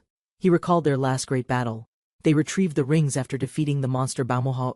Using resurrection rings gave them strength, but also power that twisted everything into something dangerous. The price was heavy. Their guild changed. Not just stronger, they became cruel, cold, unforgiving. Fel watched Crow in silence. His guilt was clear. Some scars never leave the heart. Crow blamed himself. The power, the weapons, the guild. Maybe none of it was right. The world rolled by unnoticed. He whispered a thought he never dared say before. His fingers trembled. The mask no longer felt like protection. It only reflected doubt. Crow made a decision. When they returned, he would leave. For everyone's sake, including his. Elsewhere, war returned. The battlefield echoed steel. Lulashirka fought alone, unaware of Crow's silent resolve. Lulashira faced her opponent. Both raised their weapons. Neither blinked. The duel had truly begun. The strike landed. Her body gave in. Blood and defeat silenced the roar of fire. Guns dropped from her hands. Shock filled the square. Allies watched, stunned by the turn. The victor stood calmly. Her blade pointed down. Lulushira lay beneath. The fight was finished. With firm eyes she spoke. Return Crow to me. The battle for him had started. Crow sat alone, writing his farewell. The letter shook slightly in his tense hand. He smiled behind his mask, pretending strength. Outside, a bird waited to deliver the message. Everyone celebrated. Crow hesitated, unsure whether to tell Lulu or Fel about his decision. Returning to laughter and victory, Crow saw them shine. Their bond had deepened without him. Crow praised their strength, hiding his sorrow. Leaving now felt harder than he had imagined. Among everyone, only Lulu and Ceres pushed themselves fully. Their clash left lasting tension behind. Lulu remained quiet after the match. Others noticed her mood but lacked answers or explanations. Ceres shifted the focus. Her eyes hinted concern. Someone else had been acting strangely too. She brought up Fel. Though she won the prize, something felt off about her behavior. Crow confirmed it. Fel had changed since returning from the Beastkin Kingdom. Something was bothering her. Crow recalled Gal and Horus apologizing suddenly. He hadn't expected such an emotional reaction. They cried loudly, swearing loyalty. Crow tried calming them, confused by their overwhelming devotion and guilt. Later, Crow heard they were training harder. Still, his mind stayed on leaving the guild. He asked where Lulu and Fel had gone. Someone mentioned Lulu went out quietly alone. Lulu sat with Fel in silence. The two sipped tea, tension lingering between unspoken thoughts. Their eyes met silently. Lulu stared with caution. The guest smiled, calm and unreadable. The woman thanked Lulu politely. She mentioned the sparring match and praised the guild's strength. Lulu sipped slowly. She asked for future warnings if there were sudden requests like that. The woman called it an audit. Lulu froze slightly. Federation rules came with hidden weight. She listed privileges and risks. Forbidden magic, restricted zones, weapon permits. Lulu listened without interrupting. Lulu remained silent as the guest warned her. Murder was sometimes authorized by the Federation. She explained that newer guilds like Devil's Triumphal Return raised concern due to rapid growth. Incidents in the Beastkin Kingdom were cited. The guest questioned the guild's judgment and control. Lulu denied any abuse. The guest smiled, warning that collapse meant revocation and total dissolution. Then came the real threat. She said Crow shouldn't remain in a guild like theirs. Lulu paused, eyes narrowing. Now it was clear. The real target was Crow himself. The guest revealed detailed knowledge. Past records, quests, member histories, sympathy mixed with veiled accusation. Lulu responded coldly. If violence helped cleanse corruption, she wouldn't stop it from happening. But the guest warned sternly. Crow must not be used for vengeance or personal justice. The words struck deep. Lulu froze, her heart racing. She finally understood the true threat. The guest accused her calmly. Lulu had been using Crow to justify everything she did. Lulu exploded in anger. She denied everything, claiming their bond with Crow was genuine and deep. But the guest struck back. If Crow wanted to leave, Lulu would surely stop him. She claimed Crow confessed it himself. He had spoken just after the guild leader meeting. Crow's own words were clear. He wanted out. Lulu stood frozen, unable to answer. Crow had said it himself. He wanted to leave Devil's Triumphal Return without hesitation. Lulu sat in stunned silence. The weight of Crow's words sank heavily into her. The guest confirmed her position. Protecting Crow, she claimed, meant supporting his desire to leave. Lulu quietly agreed. If needed, she would fight. Their next meeting might not be peaceful. Tension peaked. The guest asked coldly if that was all. Lulu clutched her chest tightly. Lulu exploded. She remembered the torment Crow suffered from that woman and her cursed ring. Outside, the peaceful garden contrasted her turmoil. Pancakes remained untouched. The guest remained calmly amused. 3 choices were given: surrender Crow, fight for him, or face an unspoken third option. The guest confessed everything. Provoking Lulu was intentional. She wanted Crow to awaken for real. She concluded softly. If they truly cared, they would change. Otherwise, Crow would remain caged. She admitted the truth. If she wanted, she could steal Crow and leave everything broken. Laying her head down, she sighed. Her disciples were difficult. She blamed herself for everything. Lulu didn't hesitate. With calm determination, she fired. The threat she saw had crossed a line. Alone, she considered her own 3 paths. None felt safe. None felt like winning. The third option stayed hidden. She knew Ceres wouldn't say it, but the threat lingered. Lulucilla's eyes widened in shock. Could Ceres' secret plan really be something that bold? Fel greeted her with a gentle bow. Lulucilla could only nod, still processing everything. Fel offered warm chamomile tea. Lulucilla accepted it, hoping it would ease her tangled thoughts. As she drank slowly, the familiar taste comforted her. Fel smiled, quietly watching her calm. Fel confessed her failure. She had hindered Crow during a difficult mission in the Beastkin Kingdom. Lulucilla panicked, realizing the third option might involve marrying Crow and keeping him forever. Fel greeted her calmly, unaware of Lulu's flustered state, offering a respectful bow and words. Fel handed Lulu chamomile tea, saying it would soothe her heart after today's emotional tension. Lulu took a sip, quietly admitting it was her favorite, appreciating Fel's consistent kindness. Fel shared about her mission in the Beaskin Kingdom, feeling regretful for hindering Lord Crow. Fel broke into tears, believing Crow would never choose someone as weak and useless as her. Lulu hesitated but admitted she too feared Crow's heart was drifting far from the guild. Fel confronted Lulu's intent with sharp insight, asking if marriage was truly her entire solution. Though Lulu's plan seemed perfect, Fel warned it would cause chaos and offered her own. Fel revealed the real key was making Crow sincerely want to stay with their guild. Fel presented a raffle ticket with pride. Lulu held another. Both contained matching vacation prizes. They imagined Crow smiling by the sea, a perfect chance to win his heart. Crow quietly walked alongside the others, surprised they were visiting the noble famous orphan resort. Fel's surprise made Yuma cheer. Crow nodded as everyone prepared to start their usual beach tradition. Two muscular guild members suddenly posed mid-splash. Crow stared silently, trying to understand their definition of fun. Their flexing turned theatrical. Crow sat frozen, surrounded by shouting muscle men and confused, motionless beachgoers. Crow blinked, overwhelmed. His mind reeled with one thought: how did this madness happen again? Crow sat quietly, planning to leave. Instead, Lulu and Fel cornered him with sudden energy. They approached in swimsuits, causing Crow to freeze. He hadn't expected this kind of ambush. One of them asked nervously, cheeks flushed. Crow's brain stopped as he tried to respond.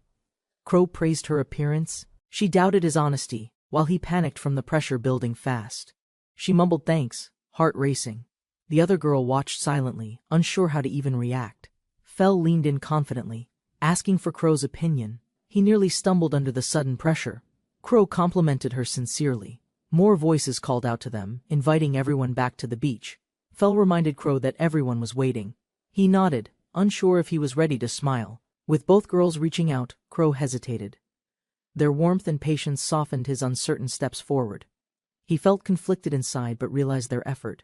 Maybe, just today, he could try enjoying himself. Crow gave a small smile. He decided to enjoy it, even just a little. He charged into the beach games, yelling with excitement, water gun in hand, energy finally free. From sand battles to water splashes, Crow forgot his stress. Laughter echoed across the sunny shore. Encouraged by the moment, Crow tried surfing. The others watched, surprised at his sudden confidence. The wave won. Crow flew off the board. The girls gasped, then rushed to help. After the splash, Crow watched from the chair, quietly taking in everyone's carefree laughter again.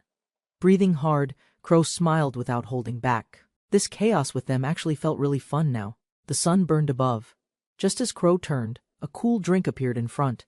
Fel smiled gently and offered the glass. Crow was caught off guard by her timing. He sipped quietly. Fel sat beside him. Neither spoke, but the silence felt oddly warm.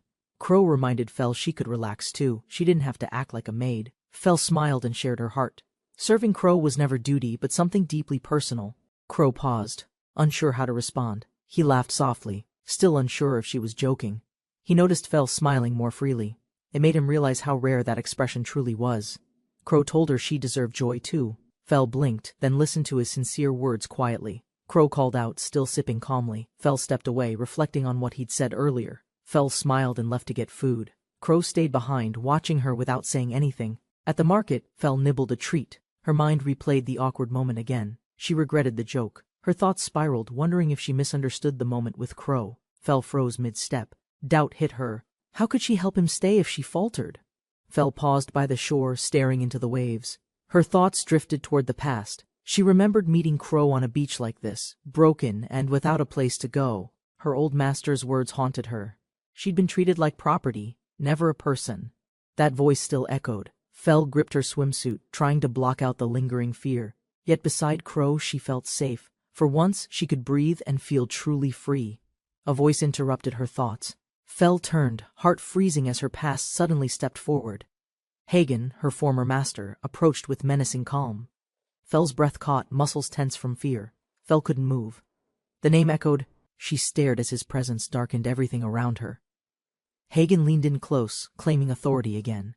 His gaze stripped away the freedom she'd reclaimed. Fel's popsicle dropped. That simple fall marked the return of everything she'd tried to escape. Two strangers approached Lulu and Yuma, tossing compliments casually while inviting them to hang out. The men kept pushing. They bragged, flirted, and invited the girls to a private beach. Yuma grabbed Crow's arm. Lulu followed. They smiled sweetly and told the guys they're taken. Crow was caught off guard. Flustered, he apologized while the men stood confused and annoyed. One man snapped. He accused Crow of being a pervert. Crow denied it, panicking quickly. The men mocked Crow, belittling him. Lulu and Yuma stayed silent but clearly unimpressed. Suddenly, the devil's triumphant return appeared. Their imposing presence quickly silenced the disrespectful strangers. Lulu dismissed the situation. She took Crow's hand. Still, Crow noticed Fel was missing. Elsewhere, Fel stood frozen before Hagen.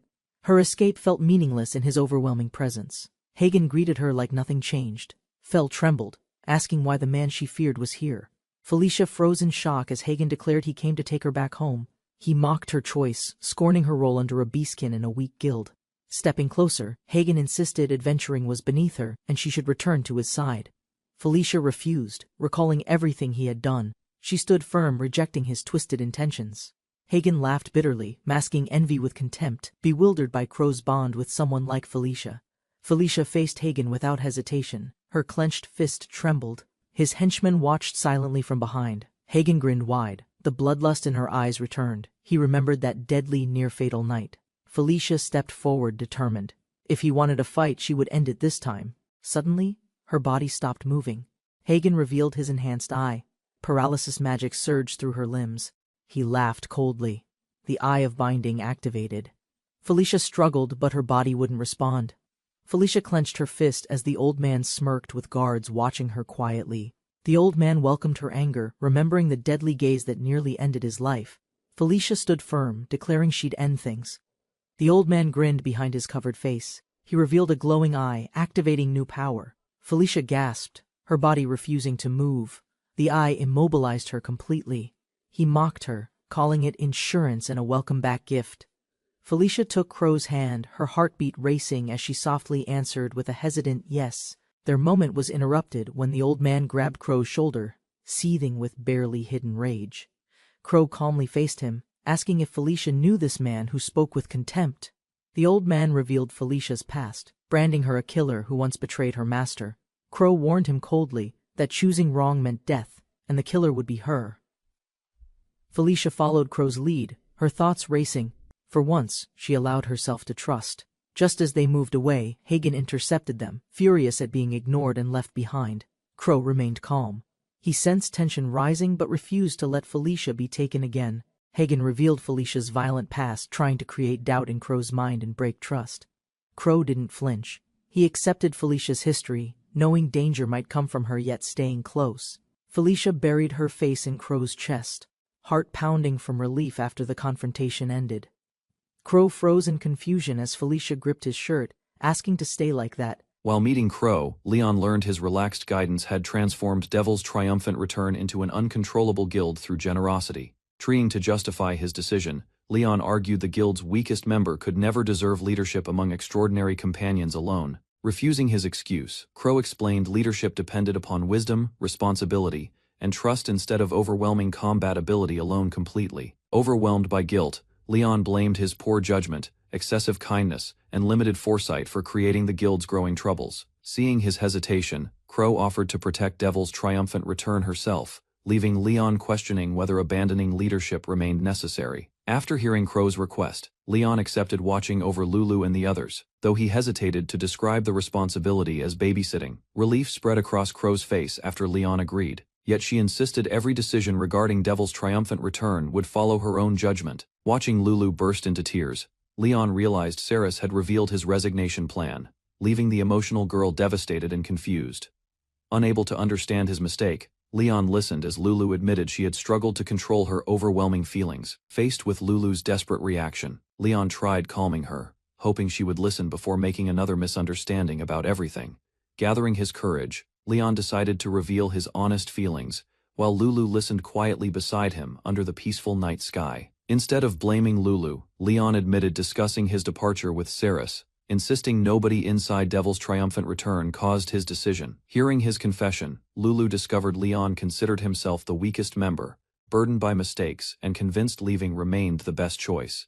Lowering his head, Leon explained that Crow's strength surpassed his own, yet personal weakness still prevented him from feeling worthy enough. Recalling his reincarnation, Leon admitted cheat abilities made him believe he would become the world's strongest protagonist before reality proved otherwise. Remembering Devil's Triumphant Return's beginning, Leon admitted believing determination would eventually make him the strongest leader among every companion there. Instead, Leon confessed every guild member surpassed his abilities, leaving him questioning whether he truly deserved standing beside everyone anymore. Although everyone respected him, Leon revealed constant fear of remaining inside Devil's Triumphant Return, without honestly earning his trusted position himself. Hiding his face, Leon declared he refused living beneath constant protection, and wanted to confront every fear through personal effort, instead. Before Leon finished explaining everything, Lulu begged him to stop speaking, fearing his remaining words would confirm their heartbreaking separation forever. Leon announced he would leave Devil's Triumphant Return until proving himself worthy of leading every trusted companion once again. Shocked by his request, Lulu stared as Leon asked her to wait until he completed his journey toward personal growth. Attempting reassurance, Leon described his departure as training because every guild member defeated enemies before he could even participate. Unable to accept those words, Lulu broke into tears, refusing to hear any farewell while fearing Leon would never return again. Holding back his emotions, Leon admitted needing distance because depending on Lulu forever would prevent him from becoming truly strong enough. Watching Lulu cling to him in tears, Leon questioned whether leaving Devil's Triumphant Return had become the wrong decision. Leon admitted remaining as guild leader frightened him because failing everyone would leave him completely powerless inside. Embracing Lulu, Leon expressed complete faith in her strength, believing Devil's Triumphant Return would continue moving forward without his guidance. Crying against Leon's shoulder, Lulu thanked him for protecting her, while insisting she never wanted a world without him beside everyone. Promising he would return someday, Leon begged Lulu to release him, hoping temporary separation would help him become a worthy guild leader. Alone beneath the shower, Lulu broke into tears. Realizing her desperate outburst exposed emotions she believed she had already accepted. Staring at her reflection, Lulu questioned whether overwhelming attachment had turned her into someone frightening enough to push Leon away forever. Remembering Leon's words, Lulu realized gaining strength for his sake had created distance, leaving her terrified about his unknown destination. Connecting every clue, Lulu concluded Leon intended returning to Ceres, whose relentless training had shaped his determination before their separation. Fueled by jealousy and panic, Lulu rejected that possibility, vowing she would never allow Ceres to take Leon away again. Curled beneath the shower, Lulu rejected thoughts of Ceres taking Leon away, leaving her heart overwhelmed by fear and painful jealousy. Meanwhile, Crow relaxed beside the nighttime pool with another guild member, enjoying a rare peaceful moment after countless dangerous battles together. During their quiet conversation, the young companion admitted peaceful evenings felt unfamiliar because constant fighting had become their ordinary daily routine. Remembering the past, she revealed surviving a basilisk attack, despite believing death had already claimed her life during childhood tragedy. After recalling betrayal by someone trusted, she described losing half her body, exposing the devastating experience that changed her forever. Listening beside the pool, Alma explained Crow appeared and changed her life, making everyone understand why she admired Leon. Although Alma feared Leon's decision to leave Devil's Triumphant Return, Rafia believed Lulu would never accept that painful outcome without resistance. Meanwhile, Lulu turned off the shower after hearing those reassuring words, yet her expression revealed growing determination beneath lingering sadness. Rather than feeling relieved, Lulu rejected Rafia's confidence, convincing herself nobody understood the depth of her feelings for Leon anymore. Elsewhere, Leon lay awake through another sleepless night, unable to escape the emotional burden left behind after his painful decision. Unable to sleep after hurting Lulu, Leon blamed himself until an unexpected knock interrupted his restless thoughts early the following morning. Standing outside his room, Lulu admitted reflecting upon everything overnight before asking Leon for another chance to discuss their future. Opening the door, Leon agreed they needed another conversation, while Lulu quietly prepared herself to accept whatever came next. After thanking Leon for listening, Lulu confirmed he had not informed the guild yet, bringing visible relief across her worried expression. Accepting her concern, Leon realized informing everyone and transferring leadership responsibly remained necessary before leaving Devil's Triumphant Return behind. Facing Leon with renewed determination, Lulu suggested another solution, leaving him confused by her sudden confidence and unwavering resolve. Without giving Leon time to respond, Lulu pulled him close and sealed her feelings through an unexpected passionate kiss before hesitation returned. Holding Leon, Lulu continued kissing him despite his surprise, refusing to let fear or separation decide their future anymore. After breaking the embrace, Lulu watched Leon struggle for words while his stunned expression reflected overwhelming disbelief and lingering emotions inside. Gathering every remaining ounce of courage, Lulu confessed her love and proposed marriage, hoping Leon would accept her heartfelt feelings forever.